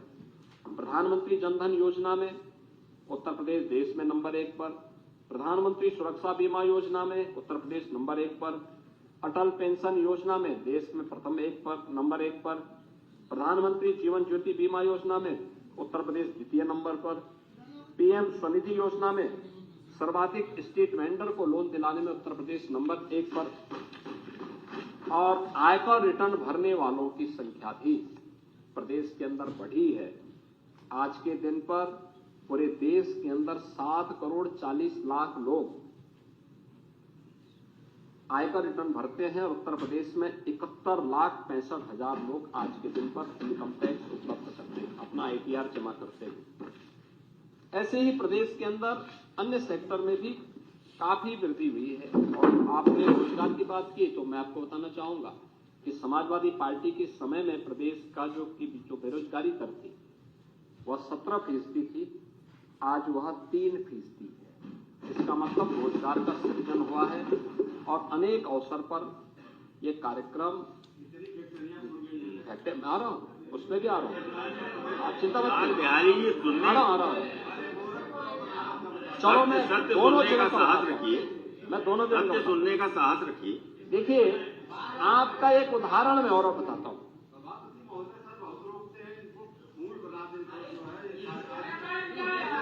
ये फुली है, वह कुर्सी फुल ही है, फूल नहीं। बैठिए लाल बिहारी। फूल नहीं, फूल कोई शब्द, फूल तो गुलदस्ता में खड़ा होता है, कार्यकारी नहीं।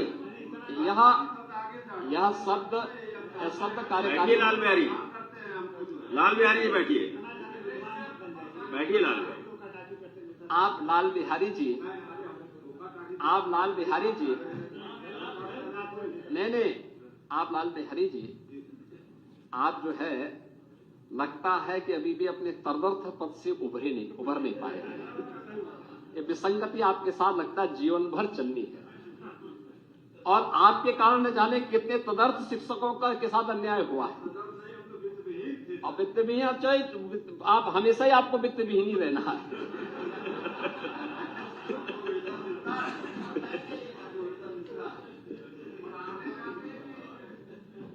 लेकिन बेरोजगारी की दर आपके समय में क्या थी, क्यों थी बेरोजगारी? यूपी जैसे पोटेंशियल स्टेट में, जिस राज्य में अनंत संभावनाएं थी, देश की सबसे अच्छी कृषि भूमि हमारे पास, सबसे अधिक एमएसएमई हमारे पास, सबसे अच्छा जल संसाधन हमारे पास, सबसे अधिक रेल नेटवर्क हमारे पास और सबसे बड़ी आबादी हमारे पास और सबसे अच्छी यूथ पावर हमारे पास थी। उस प्रदेश को आप कहां पहुंचाती? कृषि आत्महत्या किसान करता था, युवा पलायन करता था, कानून व्यवस्था की बदहाल स्थिति, और बदहाल स्थिति किस कदर थी, हर दूसरे तीसरे दिन दंगे होते थे। तो यहां पे कोई निवेश करके अपनी सुरक्षा को, अपनी पूंजी व्यक्ति सुरक्षित दे तो पूंजी कैसे सुरक्षित होती? कैसे कोई निवेश करता है? नहीं कोई आता और कोई नहीं आता था।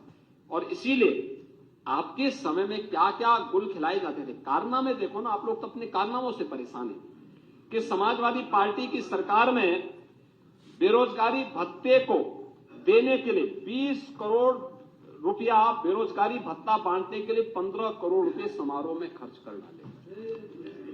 ये इनके कारनामे थे। अब आप उसकी बात कर रहे हैं। अब मैं आ रहा हूं औद्योगिक निवेश के बारे में। आप ध्यान से सुनिए। देखिए, उत्तर प्रदेश के अंदर औद्योगिक निवेश की रीढ़ बनती है कनेक्टिविटी की। उत्तर प्रदेश एक ऐसा राज्य है जिसमें जल में भी, थल में भी और नभ में भी बेहतर कनेक्टिविटी उत्तर प्रदेश में हुई है इस डबल इंजन सरकार में। उत्तर प्रदेश जाना जाता था लैंडलॉक्ड स्टेट। लैंडलॉक्ड स्टेट का मतलब यहां से एक्सपोर्ट की संभावना कम है, ये माना जाता था। हम आभारी हैं प्रधानमंत्री मोदी जी के, जिन्होंने हल्दिया से वाराणसी के बीच में वाटरवे नंबर 1 यूपी के अंदर प्रारंभ किया है और ये चालू हो गया है। आज हम लैंडलॉक्ड स्टेट से उबर चुके हैं। हमारी पूर्वी बंदरगाह के लिए बेहतर कनेक्टिविटी इसके माध्यम से प्राप्त हो चुकी है। Eastern and western freight corridor, इसका जंक्शन भी यूपी में है और यूपी के ईस्टर्न जो फ्रेट कॉरिडोर, यह सर्वाधिक यूपी के अंदर जा रहा है। 56% भाग इसका यूपी के अंदर है। ये माल यातायात को तीव्र गति से पहुंचाने में यह कॉरिडोर काम कर रहा है। ये भी डबल इंजन की भारतीय जनता पार्टी की, मोदी जी के नेतृत्व की सरकार बनाई है। वेस्टर्न फ्रेट कॉरिडोर जो मुंबई बंदरगाह की पहुंच को और आसान बनाता है, उसका भी एक बड़ा भाग यूपी से होके जाता है। ये भी मोदी जी की देन है। यूपी के अंदर एक्सप्रेसवे, देश गंगा एक्सप्रेसवे बनने के बाद यह 55% एक्सप्रेसवे देश का यूपी के पास होगा। रेलवे का सबसे बड़ा नेटवर्क यूपी के पास, सबसे अधिक मेट्रो सिटी यूपी के पास, देश की पहली रैपिड रेल यूपी के पास, 12 लेन का एक्सप्रेसवे दिल्ली मेरठ के बीच यूपी के पास। ये सभी डबल इंजन सरकार की ताकत है और इसीलिए औद्योगिक निवेश की व्यवस्था को और बेहतर बनाने के लिए हमने इनलैंड वाटरवे अथॉरिटी का गठन किया है, जो बलिया से अयोध्या के बीच और काशी से प्रयागराज के बीच भी वाटरवे की संभावनाओं को तीव्र गति से आगे बढ़ा सके। इसके साथ ही हमने कुछ नए एक्सप्रेसवे की घोषणा और उसके लिए धनराशि की व्यवस्था भी की है इस बजट में। गंगा एक्सप्रेसवे को आगरा लखनऊ एक्सप्रेसवे के साथ जोड़ने के लिए फर्रुखाबाद होते हुए इसको जोड़ने के लिए एक एक्सप्रेसवे के लिए धनराशि दी है।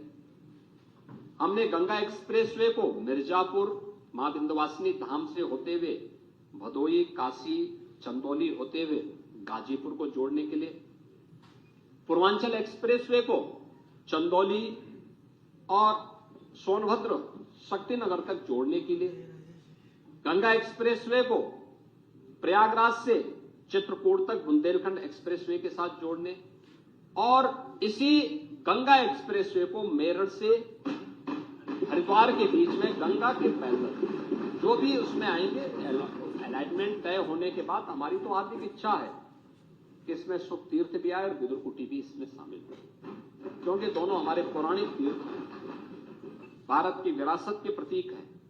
लेकिन अलाइनमेंट और एनजीटी के क्लियरेंस मिलने पर निर्भर करेगा। हमारी कनेक्टिविटी को हरिद्वार तक पहुंचाने की भी एक पूरी वो है, और उसको हम लोग आगे बढ़ाने का काम कर रहे हैं। प्रयागराज में 2-2 पुल के लिए पैसे की व्यवस्था की गई है। नैनी में सिग्नेचर ब्रिज के पैरेलल और शास्त्री ब्रिज के पैरेलल मां गंगा के ऊपर भी एक ब्रिज बनाने की कार्रवाई को भी 700 करोड़ रुपए की व्यवस्था हम लोगों ने बजट में ऑलरेडी कर दी है। तो ये सभी कार्यक्रम राज्य सरकार ने इस बजट में किए हैं, और इसीलिए ये कार्यक्रम हो रहे हैं। जेवर अंतर्राष्ट्रीय एयरपोर्ट का ट्रायल चल रहा है। हमारा प्रयास है इसी वर्ष हम उसको आगे बढ़ाएंगे। ये देश की नहीं, दुनिया का सबसे बड़े एयरपोर्ट में से एक होगा, और सरकार की बेहतरीन कानून व्यवस्था की स्थिति का परिणाम है कि 45 लाख करोड़ रुपए के एमओयू में से हम लोगों ने 15 लाख करोड़ को अब तक हम लोग जमीनी धरातल पर लागू कर चुके हैं, जिनमें से कई इकाइयां अपना प्रोडक्शन प्रारंभ कर चुकी हैं, और 60 लाख से अधिक युवा इसमें नौकरी और रोजगार प्राप्त किए हैं। आपने गोरखपुर की बात की। गोरखपुर में लगभग अब तक 15,000 करोड़ रुपए से अधिक का निवेश जमीनी धरातल पर उतर चुका है। वाराणसी में हमारा एक फ्रेड विलेज ही डेवलप हो रहा है, जो लॉजिस्टिक की दृष्टि से पूरे ईस्टर्न यूपी के कार्गो को वहां से हल्दिया पूर्वी बंदरगाह तक पहुंचाने का एक बेहतरीन माध्यम बनेगा। समस्या यह है कि इनके लिए अच्छा इंफ्रास्ट्रक्चर चाहिए और कानून व्यवस्था की बेहतर स्थिति चाहिए, और आप दोनों के दुश्मन हैं। आप लोग तो दोनों के दुश्मन रहे हैं। तो ये सभी कार्य, इसके अलावा प्रदेश के अंदर और भी अन्य योजनाओं के लिए गांव जोड़ो अभियान के तहत हम लोगों ने कार्य आगे बढ़ाए हैं। 33 सेक्टोरियल पॉलिसीज यहां पे निवेश लागू करने के लिए बनाए हैं। विश्वकर्मा श्रम सम्मान और ओडीयूपी योजना ने उत्तर प्रदेश को एक नई पहचान दी है, और भी अन्य कार्यक्रमों के साथ इस बार हम लोग अपने कार्यक्रम को आगे बढ़ा रहे हैं। यहां पे लखनऊ हरदोई के बीच में एक मेगा इंटीग्रेटेड टेक्सटाइल पार्क प्रधानमंत्री मित्र योजना के माध्यम से उसको लागू किया जा रहा है। लगभग 1200 एकड़ क्षेत्रफल में एक पार्क बनने जा रहा है।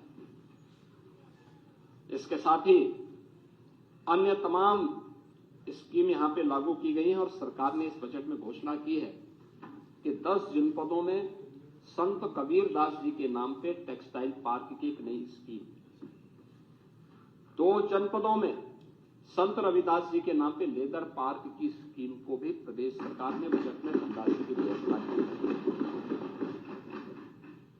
सबसे अधिक एमएसएमई रखने वाला राज्य है यूपी।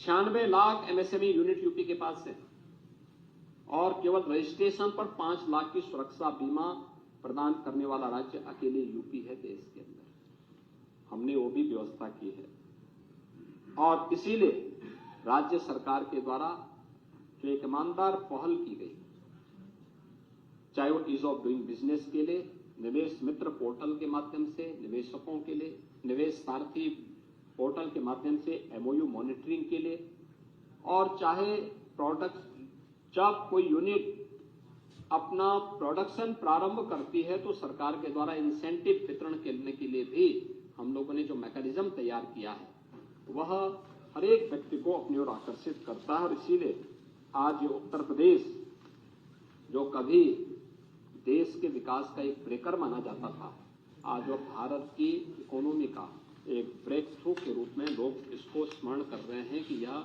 भारत की इकोनॉमी का एक ग्रोथ इंजन बनकर के उभरा है। ये 8 वर्ष के अंदर किए गए प्रयास का ही परिणाम है। पावर सेक्टर में भी आप लोगों ने बहुत सारी चीजों की चर्चा आप लोग करते हैं, अनर्गत लाभ करते हैं, बिना देखे करते हैं। आप लोगों ने उत्तर प्रदेश को अंधेरे में छोड़ा। बिजली का इंफ्रास्ट्रक्चर भी नहीं दिया था।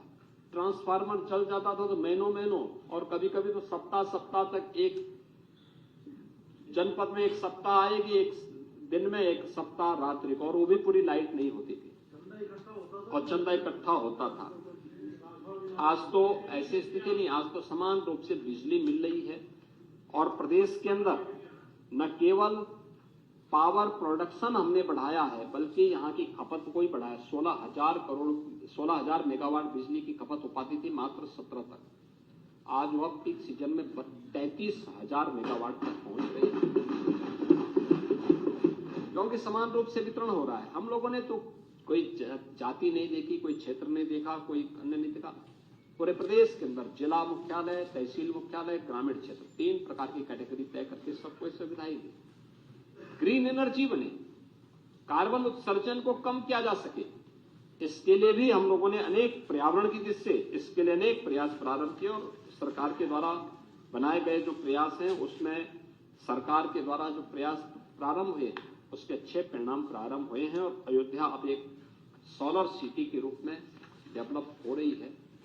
हमने 17 अन्य नगर निगमों को भी इसके साथ जोड़ने की कार्रवाई को आगे बढ़ाया है। प्रदेश में कृषि विकास की दर के बारे में आप कह रहे हैं, कृषि और किसान, अन्नदाता किसान हमारी प्राथमिकता का विषय है, हमारी पहचान है।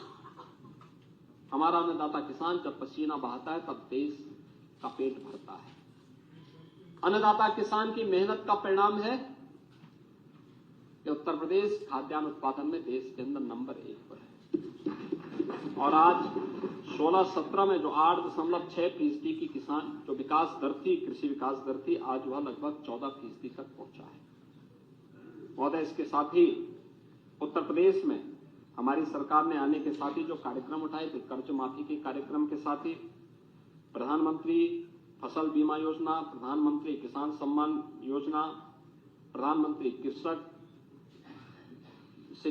किसान सिंचाई योजना और इसके साथ ही निःशुल्क सिंचाई की योजना 14 लाख जो ट्यूबवेल्स की हमने बिल माफ किए थे और उनको हमेशा बिजली की बिल देने की व्यवस्था की और इसके साथ ही एमएसटी का 1.5 गुना दाम अन्नदाता किसान को मिल सके, इसके लिए जो कार्य प्रारंभ किए गए हैं, बीज और खाद का इंतजाम, ये सभी और अन्य तमाम सुविधाएं जो अन्नदाता किसान को उपलब्ध करवाए गए हैं, आज उसका परिणाम है कि 400 लाख टन फल और सब्जी उत्पादन पर उत्तर प्रदेश नंबर 1 स्थान पर देश के अंदर है।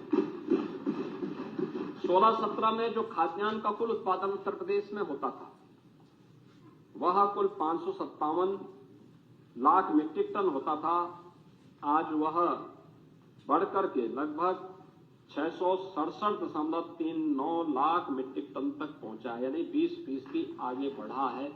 और जो भी हम प्रोक्योर करते हैं किसान से सीधे करते हैं, आपके समय में ऐसा नहीं होता था। 16-17 में खाद्यान्न उत्पादन पर हेक्टेयर 27.25 कुंटल था, आज 23-24 में अच्छी टेक्नोलॉजी, अच्छी बीज का परिणाम है कि 30.51% हुआ है। तिलहन उत्पादन में भी उत्तर प्रदेश ने 16-17 से 12.40 लाख मीट्रिक टन से बढ़कर के 23-24 में 128% बढ़कर के 28.31 लाख मीट्रिक टन इसके उत्पादन को पहुंचाने में हमें मदद मिली है। 2.5 करोड़ किसान प्रधानमंत्री किसान सम्मान निधि का लाभ उत्तर प्रदेश में प्राप्त कर रहे हैं और इसके साथ ही अन्नदाता किसानों के साथ साथ गन्ना किसानों को हम लोगों ने 2017 से अब तक 2,73,000 करोड़ रुपए का गन्ना मूल्य का भुगतान भी किया है। 95 से 17 के बीच वह कुल गन्ना मूल्य से अगर इसकी तुलना करें 22 वर्ष में जितना गन्ना मूल्य भुगतान किया था, हम लोगों ने 8 वर्ष में उसका लगभग उससे भी अधिक 60,000 करोड़ अतिरिक्त गन्ना मूल्य का भुगतान गन्ना किसानों को किया। आज 119 चीनी मिलें हमारे यहाँ क्रियाशील हैं, 3 नई चीनी मिलें हम लोगों ने स्थापित की हैं, 6 चीनी मिलों का हम लोगों ने पुनर्संचालन किया है और 30 चीनी मिलों की क्षमता का विस्तार भी करने में हमें सफलता प्राप्त की है और 1.25 लाख नए नौकरी इसके माध्यम से सृजित करने में भी सरकार को सफलता प्राप्त हुई है। 285 नई खांडसारी इकाइयों को भी गठित करने में सरकार को सफलता प्राप्त हुई और जिसके माध्यम से लगभग 42,000 लोगों को रोजगार इसके माध्यम से प्राप्त हुआ है और सरकार ने इस बजट में भी कुछ चीनी मिलों के एक्सपेंशन या जो बंद थे उनको पुनर्चलाने के लिए पैसे की व्यवस्था की है। इथेनॉल उत्पादन में भी आज उत्तर प्रदेश 2017 में जो कुल 42 करोड़ लीटर इथेनॉल उत्पादन होता था, आज 23-24 में बढ़कर के 177 करोड़ लीटर हो गया है और ये देश में नंबर 1 पर है। तो सरकार के द्वारा जो कार्य प्रारंभ किए गए, अगर आप गेहूं और धान के उसमें देखेंगे तो 2012 से 17 के बीच 19 लाख किसानों से कुल 94.38 लाख मीट्रिक टन खरीद हुई है। ये किसान थे नाम, लेकिन ये बिचौलियों से खरीदा जाता था, कोई प्रोक्योरमेंट सेंटर नहीं लगाया जाता था। इसमें 12,808 करोड़ रुपए का भुगतान हुआ और 17-18 से लेकर के 24-25 के बीच हम लोगों ने, जो आप 19 लाख लोगों से खरीदते थे, हम लोगों ने 49,69,576 किसानों से खरीदा है। जो आप खरीदते थे कुल 94,38,000 का हम लोगों ने खरीदा है। जो 94,38,000 मीट्रिक टन गेहूं की कुल खरीद की थी, हम लोगों ने खरीदा है 233,99,000 मीट्रिक टन, आपसे 2.5 गुना अधिक खरीदा है।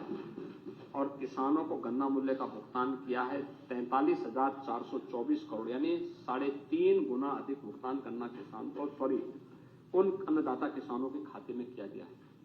ऐसे धान की खरीद में 12 से 17 के बीच में आपने 14,87,919 लोगों से 123.61 लाख मीट्रिक टन धान खरीदा, 17,190 करोड़ रुपए का भुगतान किया।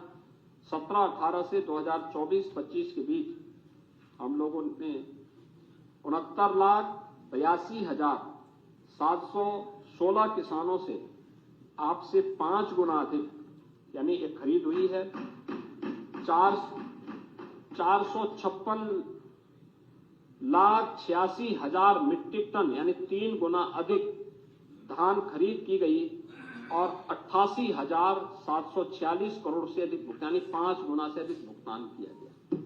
ये है किसानों को दिया जाने वाला जो लाभ है। ऐसे बाजरा खरीद में, ऐसे ज्वार की खरीद में, ऐसे ही मक्का की खरीद में सरकार ने सीधे उन तक ये योजना पहुंचाई है। और मुझे बताते हुए प्रसन्नता है कि अन्नदाता किसान के जीवन में खुशहाली आए, इसके लिए उन्नत बीज उसे प्राप्त हो। जो आज के समय में चैलेंज है सरकार के सामने और देश और दुनिया के सामने ग्लोबल वार्मिंग का, इसका सर्वाधिक प्रभाव पड़ने वाला है अन्नदाता किसान पर। इसके लिए ग्लोबल वार्मिंग से मुक्त ऐसा बीज जो इसकी चपेट में न आए, पैदावार उससे कम न हो, और इसके लिए हम लोगों ने एक सीड पार्क लखनऊ में बनाने के लिए 251 करोड़ रुपए की घोषणा की है। और मुझे बताते हुए प्रसन्नता है कि सीड पार्क किसानों के मसीहा चौधरी चरण सिंह जी के नाम पर इसी लखनऊ में अन्नदाता किसानों के लिए उनकी आमदनी कई गुना बढ़े। हमने बुंदेलखंड समेत 26 जनपदों में यूपी एग्रीज के अंतर्गत 4,000 करोड़ रुपए के निवेश में एक कृषि क्षेत्र में क्रांतिकारी बदलाव लाने के लिए भी एक नए कदम को आगे बढ़ाया है। और मुझे बताते हुए प्रसन्नता है कि अन्नदाता किसानों की सुविधा के लिए हर जनपद की प्रमुख मंडी में माता सबरी के नाम पर एक कैंटीन और विश्रामालय बनाने की भी घोषणा सरकार ने की है। उसने बजट का प्रावधान किया है। कैंटीन में कम दाम पर अन्नदाता किसान को भोजन, चाय और अन्य जलपान उपलब्ध हो पाएगा। ये हम उसके माध्यम से सुनिश्चित करेंगे। मुख्यमंत्री कृषक दुर्घटना बीमा योजना के अंतर्गत प्रदेश सरकार ने किसान के परिवार के सदस्यों के साथ साथ बटाईदार को भी इसमें लिया है और बजट में 1,050 करोड़ रुपए का प्रावधान इसमें किया है। ये सरकार के द्वारा इसमें व्यवस्था की गई है।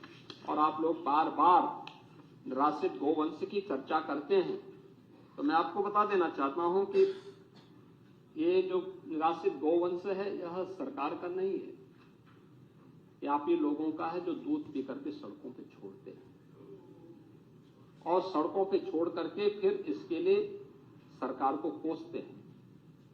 लेकिन हमारी सरकार ने इसके लिए कदम उठाए हैं। 12,50,000 से अधिक गोवंश में गोवंश के लिए 7,713 गोआश्रय स्थल वर्तमान में सरकार के द्वारा संचालित हो रहे हैं और निराश्रित गोवंश सहभागिता योजना के अंतर्गत भी 1,05,000 पशुपालकों को 1,63,000 गोवंश सुपुर्द किए गए हैं और इस बार भी निराश्रित गोवंश के लिए 2,000 करोड़ रुपए की व्यवस्था हम लोगों ने बजट में की। महोदय, शिक्षा और स्वास्थ्य इसको मानव पूंजी का पोटेंशियल माना जाता है और शिक्षा, रोजगार, उद्यमिता हमारी सरकार की प्राथमिकता है। सरकार ने इस बारे में कहा है, इसके लिए अनेक प्रयास प्रारंभ किए हैं। ऑपरेशन कायाकल्प उसी स्कीम का एक हिस्सा था। बेसिक शिक्षा परिषद द्वारा संचालित प्राथमिक और उच्च माध्यमिक विद्यालयों में भी अवस्थापना सुविधाओं के विकास के लिए 2,000 करोड़ की व्यवस्था सरकार ने की है। पीएम श्री योजना के अंतर्गत 580 करोड़ रुपए की व्यवस्था की है। प्राथमिक विद्यालयों को स्मार्ट स्कूल से जोड़ने के लिए भी 300 करोड़ रुपए की व्यवस्था की है। इसके साथ ही एनसीसी एकेडमी के निर्माण की कार्रवाई हो, राजकीय पॉलिटेक्निक में नवीन टेक्नोलॉजी के साथ ड्रोन टेक्नोलॉजी आए, आर्टिफिशियल इंटेलिजेंस आए, रोबोटिक आए, इन सभी के लिए 3D प्रिंटिंग की वहां पे हम लोग प्रशिक्षण दे सकें, इसके लिए भी 100 करोड़ रुपए की व्यवस्था की गई है। और वाराणसी और आगरा के लिए साइंस सिटी के साथ साथ वहां पर नक्षत्रशाला की स्थापना हो सके, इसके लिए भी धनराशि की व्यवस्था बजट में की गई है। इसके साथ साथ प्रत्येक जनपद में वहां की संभावनाओं और विशेषताओं के अनुरूप हम लोग रोजगार सृजन के लिए एक नए कदम उठा सकें, इसके लौह पुरुष सरदार वल्लभ भाई पटेल के नाम पर प्रदेश के हर जनपद में 100 एकड़ क्षेत्रफल में एक विशेष एम्प्लॉयमेंट जोन बनाने के कार्यक्रम को भी हमने धनराशि की व्यवस्था की। राज्य सरकार के द्वारा 10 संत कबीर दास वस्त्र उद्योग पार्क और 2 संत रविदास इसमें पार्क लेदर पार्क बनाने की कार्रवाई को भी उसमें बजट में इसकी व्यवस्था की है। और मुझे बताते हुए प्रसन्नता है कि जो आउटसोर्सिंग के कार्मिक थे, आउटसोर्सिंग के इन कार्मिकों को जिनका शोषण होता था, हम लोगों ने इस बजट में व्यवस्था सुनिश्चित की है कि आउटसोर्सिंग के इन कार्मिकों को 16,000 से लेकर के 18,000 रुपये प्रति माह दिया जा सके। इसके लिए आरक्षण के नियमों का पालन करते हुए उत्तर प्रदेश में एक आउटसोर्सिंग कारपोरेशन का गठन भी हम लोग करने जा रहे हैं, जिससे उन्हें भ्रष्टाचार से भी मुक्त किया जा सके और किसी भी प्रकार के शोषण से मुक्त एक व्यवस्था दे सकें। दीनदयाल उपाध्याय ग्रामीण कौशल्य योजना में 427 करोड़ रुपए और वानिकी और औद्यानिक विश्वविद्यालय के निर्माण के लिए 50 करोड़ रुपए की व्यवस्था के साथ साथ मुख्यमंत्री युवा उद्यमी विकास योजना, जिसके बारे में मैंने पिछले भाषण में भी चर्चा की थी, इसके लिए भी धनराशि की व्यवस्था बजट में की गई है। महोदय, प्रदेश में मेडिकल कॉलेज और स्वास्थ्य सेक्टर में जो कार्य हुए हैं, हर जिले में डायलिसिस की सुविधा हो, MRI की सुविधा हो, वहां पर CT स्कैन की सुविधा प्राप्त हो सके, सरकार ने पहले ही इसके बारे में कदम बढ़ाए थे। और आज मुझे बताते हुए प्रसन्नता है कि 1950 के पहले से 17 तक कुल 12 गवर्नमेंट मेडिकल कॉलेज बन पाए थे और आज मुझे बताते हुए प्रसन्नता है कि प्रदेश के अंदर 44 राज्य सरकार के द्वारा संचालित मेडिकल कॉलेज हैं और पूरे क्षेत्र में भी कुल मिलाकर के 80 मेडिकल कॉलेज आज के दिन पे चल रहे हैं। इसके साथ ही बलिया और बरेली बल्लामपुर में हम लोग एक मेडिकल कॉलेज के लिए भी धनराशि की व्यवस्था का प्रावधान इसमें किए हैं। मुझे लगता है बलिया के माननीय सदस्य को अच्छा नहीं लग रहा है? नहीं, आपने बोला नहीं, कम से कम लाल बिहारी का जवाब दे देते हैं कि लाल बिहारी किसी काम के नहीं है, बेकार खड़े होते हैं, बवासीर के मरीज हैं। लेकिन इसके धनराशि की व्यवस्था की गई है, आप ही के बोझ को कम करेंगे।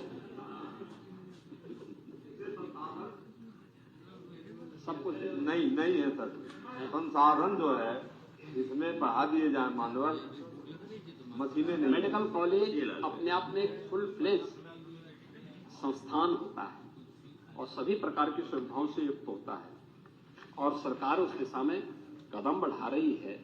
आप लोग जो है अपने स्तर पर कुछ करेंगे नहीं, लेकिन अगर कहीं से प्रारंभ होता है तो उसमें फिर अपना वहां पे माइक्रोस्कोप लेकर के ढूंढते हैं कहां पे कौन सी चीज निकालें। ये विपक्ष सार्थक चर्चा हो, लाल बिहारी बैठिए, आलोचना सार्थक हो।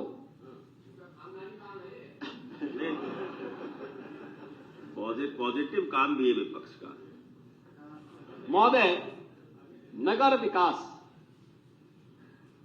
और मुझे बताते हुए प्रसन्नता है कि 125 नए नगर निकाय हमारी सरकार ने पहले ही गठित किए हैं, यानी पिछले 8 वर्ष में गठित किए हैं। उत्तर प्रदेश देश का सर्वाधिक स्मार्ट सिटी रखने वाला राज्य है।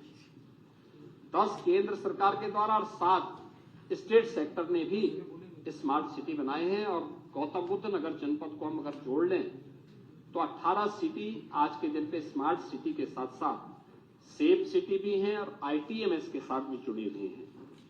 इस बार हमारी सरकार ने प्रयागराज की तर्ज पर, क्योंकि महाकुंभ के बहाने प्रयागराज का इंफ्रास्ट्रक्चर अच्छा हुआ है और इस बार हमने 3 नई सिटी को लिया है जिसमें हम एक मुश्त पैसा देकर के इनका विकास करेंगे, जिसमें कानपुर है, मथुरा वृंदावन है और मेरठ है।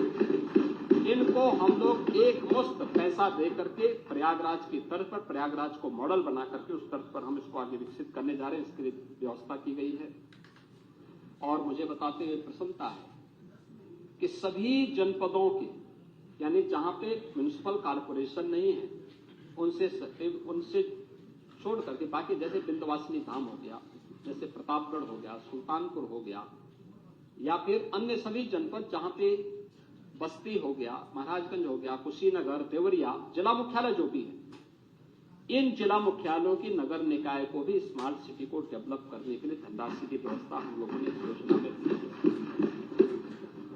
इसके साथ ही PM आवास योजना शहरी के लिए भी धनराशि की व्यवस्था इसमें की गई है और जल जमाव से मुक्ति के लिए कि urban flood and storm water drainage scheme के लिए भी 1000 करोड़ रुपए की व्यवस्था इस बजट में की गई है।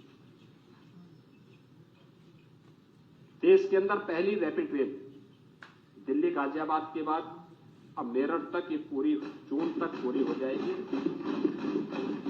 नगरीय क्षेत्र में पेयजल की स्कीम के लिए अमृत 2 में भी इस कार्यक्रम को आगे बढ़ाया जा सके, इसके लिए 4100 करोड़ रुपए की व्यवस्था की गई है और लखनऊ को स्टेट कैपिटल रीजन के रूप में डेवलप किया जा सके, इसके लिए भी हम लोगों ने व्यवस्था की है।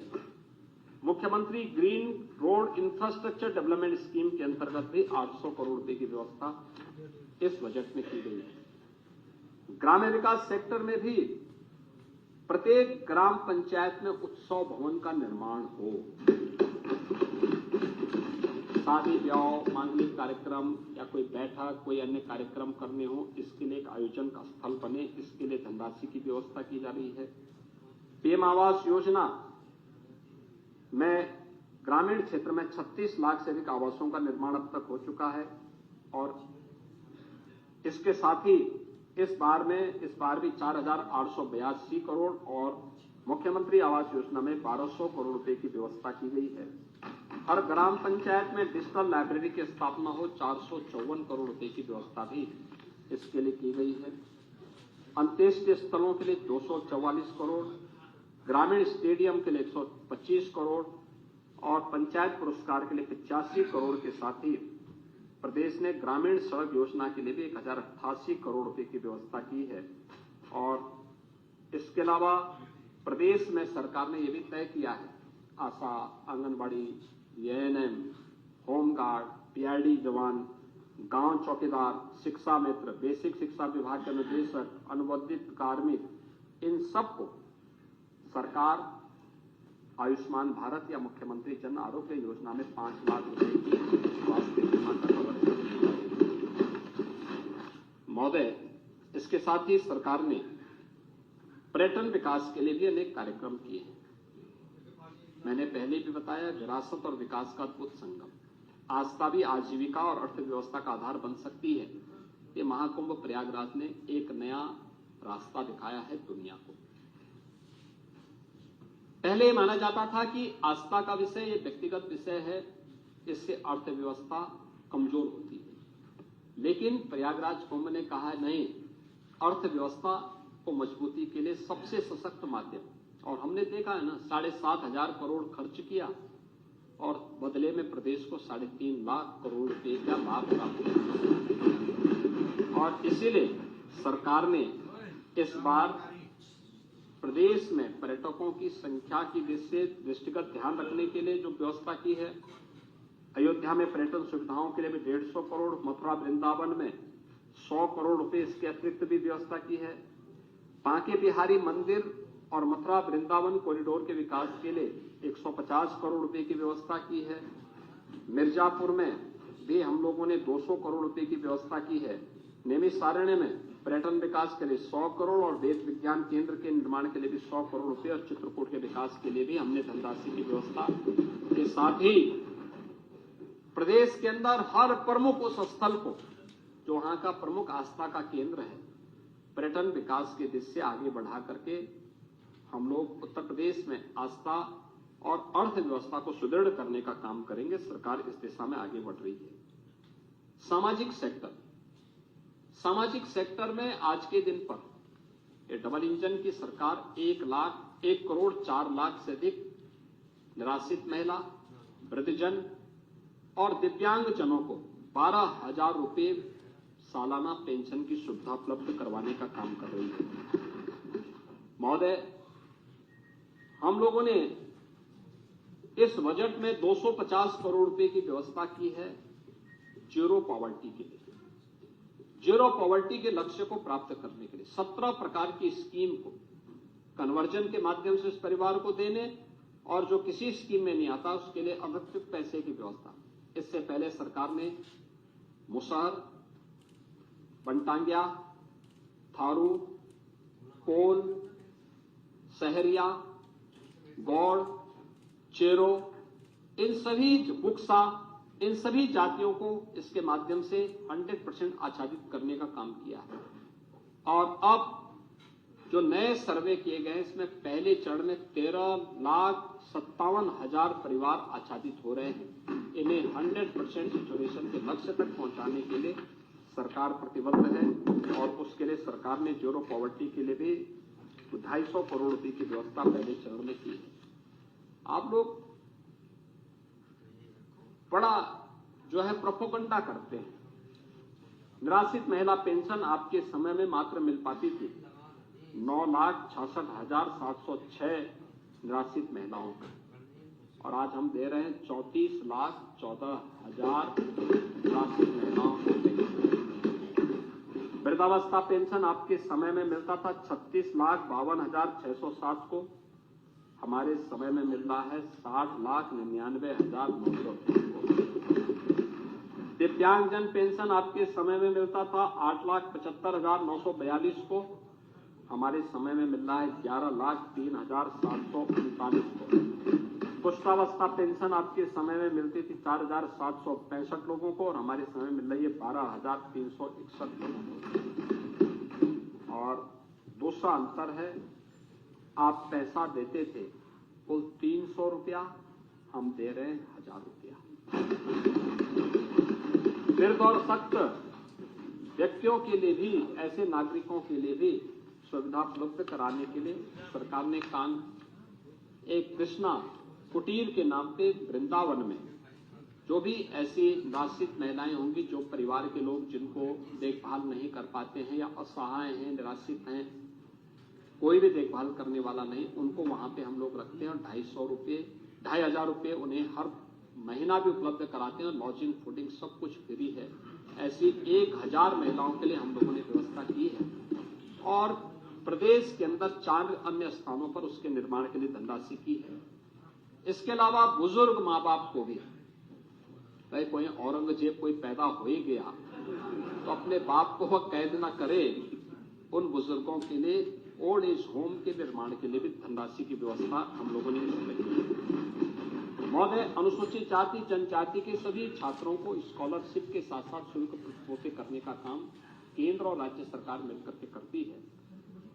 सामान्य वर्ग के छात्रों के लिए छात्रवृत्ति के लिए भी 900 करोड़ रुपए की व्यवस्था की गई है और पिछड़ा वर्ग के छात्रों के लिए भी 2825 करोड़ रुपए की व्यवस्था इस बजट में की है।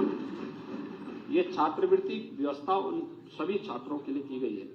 मातृशक्ति के लिए भी राज्य सरकार ने अनेक कदम उठाए हैं और मुझे बताते हुए प्रसन्नता है 8 मार्च को विश्व महिला दिवस है। मातृशक्ति के प्रति सम्मान का भाव रखने के लिए उनकी सुरक्षा, उनका सम्मान और उनके स्वावलंबन के लिए सरकार कदम उठा रही है।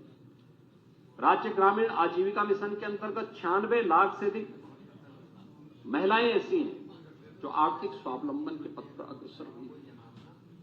वीसी सखी के अंतर्गत 39,556 महिलाओं ने 31,103 करोड़ रुपए से अधिक का वित्तीय लेन देन किया है और 84 करोड़ 38 लाख रुपए का शुद्ध लाभांश भी कमाया है।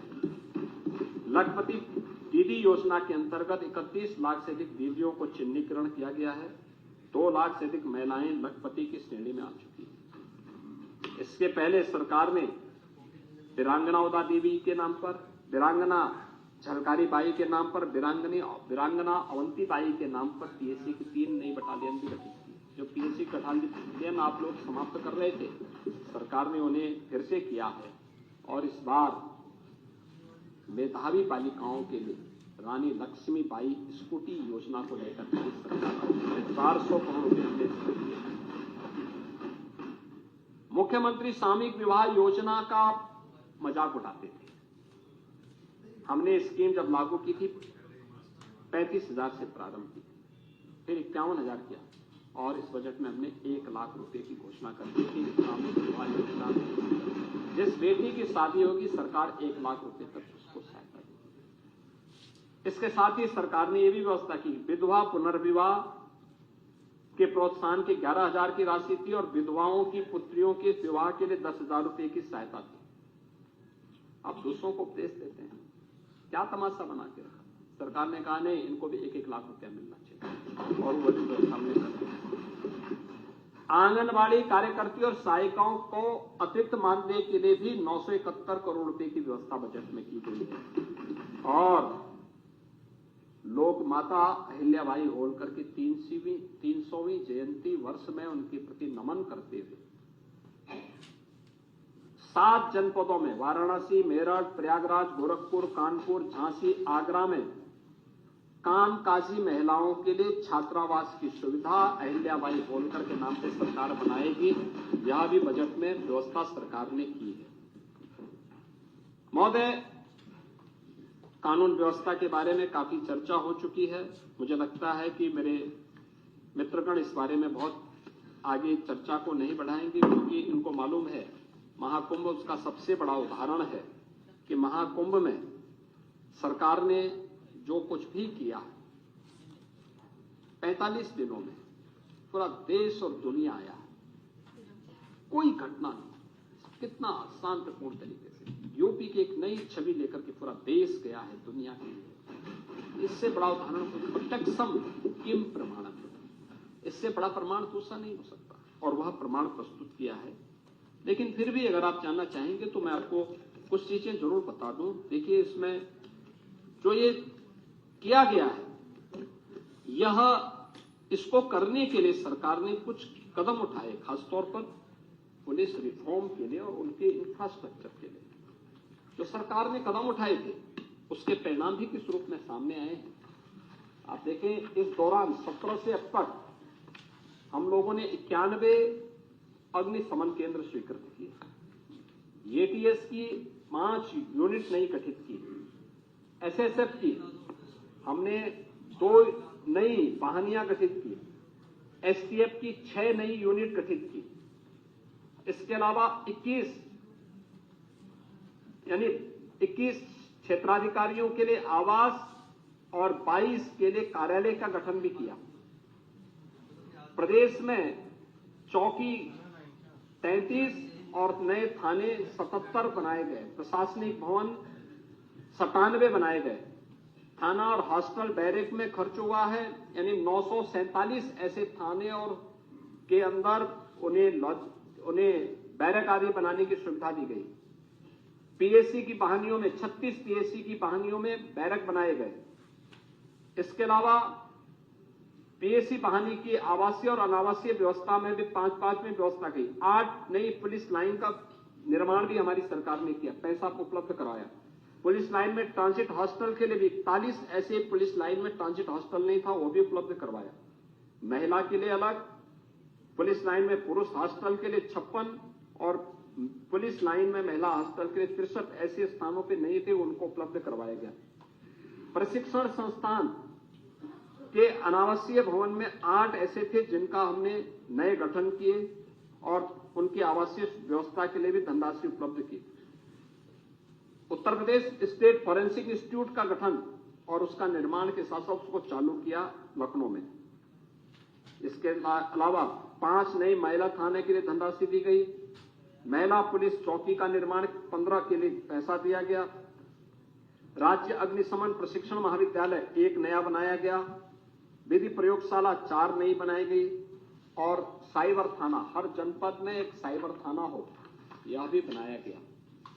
1,56,206 ये नए पुलिस कार्मिक भर्ती हुए हैं, जिनमें 22,782 केवल महिला कार्मिक हैं। आप अनुमान करिए 1950 से 17 तक केवल 10,000 महिला पुलिस कार्मिक और अकेले 17 से अब तक हमने 1 लाख यानी 22,700 की भर्ती केवल महिलाओं को किए और कुल 1,56,207 की भर्ती हुई है और अभी हमारी 60,200 की भर्ती बहुत शीघ्र आने वाली है। इसके अलावा प्रमोशन 1,53,530 को हम लोगों ने प्रमोशन भी उपलब्ध करवाया है। जो सामान्य प्रमोशन होता है ये सभी उपलब्ध करवाए गए। तो ये सभी कार्य जब होते हैं तब परिणाम कहीं से आ पाते हैं और सरकार ने उस परिणाम को लाने के लिए जो कदम बढ़ाए हैं वो कदम आज हम सबके सामने है। इसके अलावा प्रदेश में महोदय जो विभिन्न विभागों के लिए बजट दिए गए हैं, जो मैं पहले ही बोल रहा था कि बजट में अवस्थापना विकास के लिए 22%, शिक्षा के लिए 13%, कृषि और उससे जो एलाइड सेक्टर उसमें 11%, चिकित्सा स्वास्थ्य के लिए 6%, सामाजिक सुरक्षा के कार्यक्रम में 4%, ये सभी व्यवस्था की गई है, जिसमें 1,79,131 करोड़ 4 लाख रुपए हमने शिक्षा क्षेत्र के इसको अवस्थापना विकास के इंफ्रास्ट्रक्चर डेवलपमेंट के लिए दिए हैं। इसके साथ ही 1,06,360 करोड़ रुपए यह शिक्षा के लिए उपलब्ध कराए हैं, जिसमें सभी प्रकार की बेसिक, माध्यमिक, उच्च और टेक्निकल और वोकेशनल एजुकेशन आती है। ऊर्जा क्षेत्र को 61,070 करोड़ रुपए, सिंचाई के लिए 21,340 करोड़ रुपए, भारी और मध्यम उद्योग के लिए 24,000 करोड़ रुपए, नगर विकास के लिए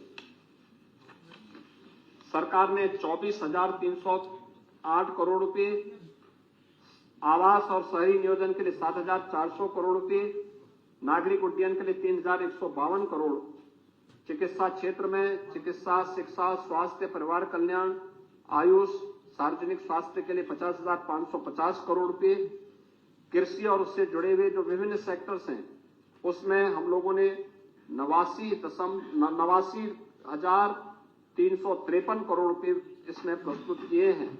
और इसके अलावा प्रदेश के अंदर विधान भवन का भी यहां पर इसको हम आईटी सिस्टम से लैस कर सकें, इसके लिए भी सरकार ने पूरी धनराशि बजट में उपलब्ध करवाने का काम किया है। रुपया बजट में नहीं है। हमारा निवेदन है कि जरा वित्तविहीन शिक्षकों की सबका विकास सबका साथ की बात जो है वित्तविहीन आप अगर नारा ही सही लगाते होते तो काम भी हो सकता है। आपको नारा ही सही लगाना नहीं आ रहा, आप नारा ही उल्टा लगाते रहे हैं। अब मैं बैठिए उनको जोड़ दीजिए महोदय, ये सरकार पूरी प्रतिबद्धता के साथ गांव, गरीब, किसान, नौजवान इन सब के विकास के लिए कार्य कर रही है। प्रधानमंत्री जी का जो विजन, जो उन्होंने देश के बजट को प्रस्तुत करने के उपरांत देशवासियों को संबोधित करते हुए कहा कि गरीब का उत्थान हो, महिला स्वावलंबन के पथ पर अग्रसर हो सके, अन्नदाता किसान खुशहाल हो और युवा के हाथ को काम हो। उसी प्रेरणा से प्रेरित होकर के उत्तर प्रदेश सरकार का यह बजट सदन में प्रस्तुत हुआ है और जिसमें वंचित को वरीयता इस थीम के साथ हम लोगों ने प्रस्तुत किया है। और मुझे बड़ा विश्वास है कि वंचित को वरीयता के साथ यह बजट उत्तर प्रदेश की अर्थव्यवस्था को एक नई ऊंचाई तक पहुंचाएगा और $1 ट्रिलियन की इकोनॉमी को प्राप्त करने के लिए जो रोड मैप तैयार किया गया है उसको हम आगे बढ़ाने का काम करेंगे। मैं इन्हीं शब्दों के साथ उन सभी माननीय सदस्यों को जिन्होंने इस पूरी चर्चा में भाग लेकर के अपने बहुमूल्य सुझाव दिए हैं, उनके बहुमूल्य सुझाव हमारे पास आए हैं, हम उसको देखेंगे भी और उसमें जो भी प्रदेश के हित से जुड़े हुए, जनहित से जुड़े हुए महत्वपूर्ण मुद्दे होंगे उनको भी हम विभिन्न विभागों में शामिल करके विकास के कार्यक्रमों को आगे बढ़ाएंगे।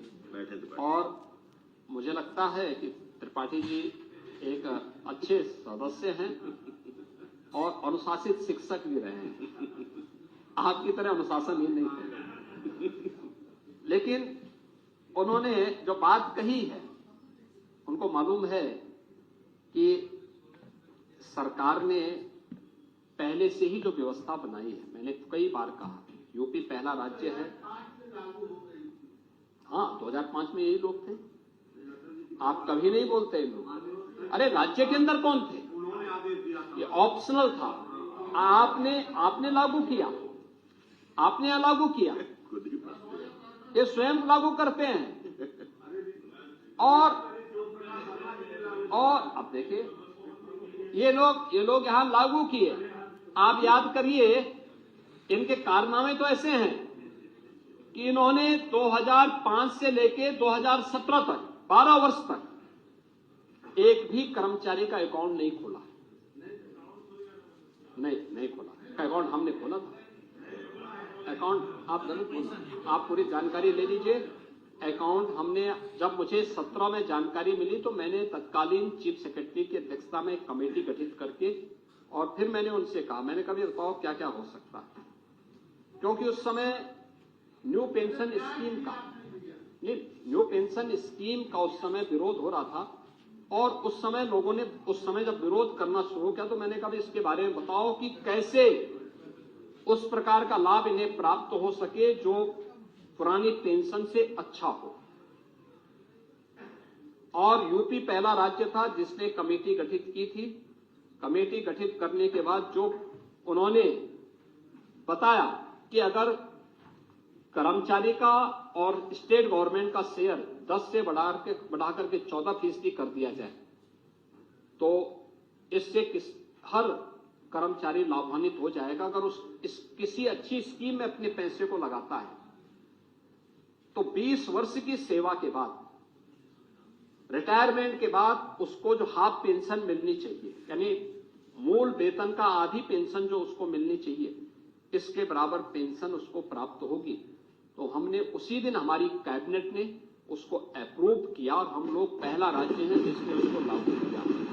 यहां तक कि 2005 से 17 के बीच में कोई अकाउंट नहीं खुला था। हम लोगों ने एक साथ उन सभी लाखों कर्मचारियों का अकाउंट खोल करके एक मुश्त, आप सोचिए 36,000 पहले एक खजाना खाली था क्योंकि आपकी फिजूल खर्ची, लीकेजेज, व्यापक भ्रष्टाचार और उस सब के बावजूद 36,000 करोड़ रुपए का किसानों का कर्ज माफी के बावजूद हम लोगों ने 10,000 करोड़ रुपए राजकोष से देकर के उन सभी कर्मचारियों के खाते में पैसा भिजवाने का काम किया था। और राज्य सरकार उत्तर प्रदेश पहला राज्य था जिसने इसको लागू कराया। और इसलिए राज्य सरकार कर्मचारियों के वेलफेयर के लिए, उनके लिए हर प्रकार से कदम उठाने के लिए तैयार है। लेकिन आप एक बार उस परिणाम को देखो जिन राज्यों ने घोषित किया है, क्या स्थिति है वहां पर। वेतन के लाले पड़ रहे, नहीं दे पा रहे हैं। कर्ज लेकर के, बैंकों से कर्जा लेकर, कोई बैंक कर्जा नहीं दे रहा उन राज्यों को, मंदिरों से पैसा मांग रहे हैं। हाँ, मंदिर में तो पैसा रहेगा, भगवान जहां लक्ष्मी जी रहेगी वहां पैसा नहीं रहेगा तो क्या रहेगा। देखो, दरिद्रता तो वहां रहेगी जहां नास्तिकता होगी, और इसीलिए मंदिरों में लक्ष्मी जी रहती है, विराजमान रहती है, श्री लक्ष्मी वहां विराजमान होती है, तो वहां तो पैसा रहना ही रहना है। और भारत इसीलिए भारत की परंपरा में हमेशा मातृशक्ति को प्रधानता दी गई है। सुरक्षा की संकट तो आपके समय में खड़ा हुआ था, और इसलिए हम लोग उस दिशा में पूरा वो करेंगे। कर्मचारी के हित के लिए सरकार पूरी प्रतिबद्धता के साथ कार्य कर रही है, लेकिन उन चीजों को भी देखना चाहिए कि जिससे जो चीज हो सकती हो, लिमिट के दायरे में हो सकती हो। हम सबकी प्रतिबद्धता देश के लिए होनी चाहिए। महाकुंभ का भी यही संदेश है, और उसी संदेश के साथ यह बजट भी हम लोगों ने सदन में प्रस्तुत किया था, और मुझे प्रसन्नता। तो उसके लिए कल वित्त मंत्री, अरे आपकी समझ में नहीं आएगा, उनकी समझ में आ गया। लाल बिहारी त्रिपाठी तो आगे बढ़ गए, त्रिपाठी जी आगे बढ़ गए, वो आपकी बात करने लगे। नहीं, सही कह रहे हैं सर, ये पुरानी पेंशन अब नहीं चाहिए। लाल बिहारी जी भाई, आपको नहीं चाहिए, आपकी सरकार ने लागू किया था, समाप्त किया था पुरानी पेंशन। लाल बिहारी जी, आपकी सरकार ने, बिहारी जी, अरे वो तो आपकी बात कर रहे हैं ना लाल बिहारी भाई। हाँ त्रिपाठी जी, इस सदन का सौभाग्य है कि माननीय मुख्यमंत्री जी जब पहली बार बने तो इस सदन के सदस्य थे, और 2017 के बाद जो है इस सदन के सदस्यों के लिए कुछ हुआ नहीं। माननीय सभापति जी, आपने भी वादा किया, ऐसी बात कर रहे हैं। ये आपके सामने जो एक डिजिटल फॉर्म में विधान परिषद आई है, क्या ये इस दौरान नहीं आई क्या? ये टैबलेट, ये सब क्या है? आपको तो खुश होना चाहिए, शिक्षक को तो प्रगतिशील बनना चाहिए, और आप उस प्रगति के पक्षधर हैं। आपके का कोई कृपा नहीं। और महोदय, इसके लिए वित्त मंत्री जी की अध्यक्षता में एक कमेटी बनाई गई है, और हमने वित्त मंत्री जी से कहा है, कल आपने विधानसभा में भी देखा होगा, विधानसभा में भी इस पे विस्तार से चर्चा हुई है। पिछली बार हमने गठित किया था, ये वित्त मंत्री जी को चाहिए था कि दलीय नेताओं को अपने साथ लेकर के और बैठक करके उसकी सिफारिश तत्काल सरकार को कर दे। तो वित्त मंत्री इसको देख रहे हैं, और वित्त मंत्री इसको निश्चित ही कदम बढ़ाएंगे, इस दिशा में आगे बढ़ेंगे। हमें भी जानकारी है कि इसमें आपकी समस्या है। अब आपको इसका मेडिकल कॉलेज के बाद भी कुछ चाहिए क्या?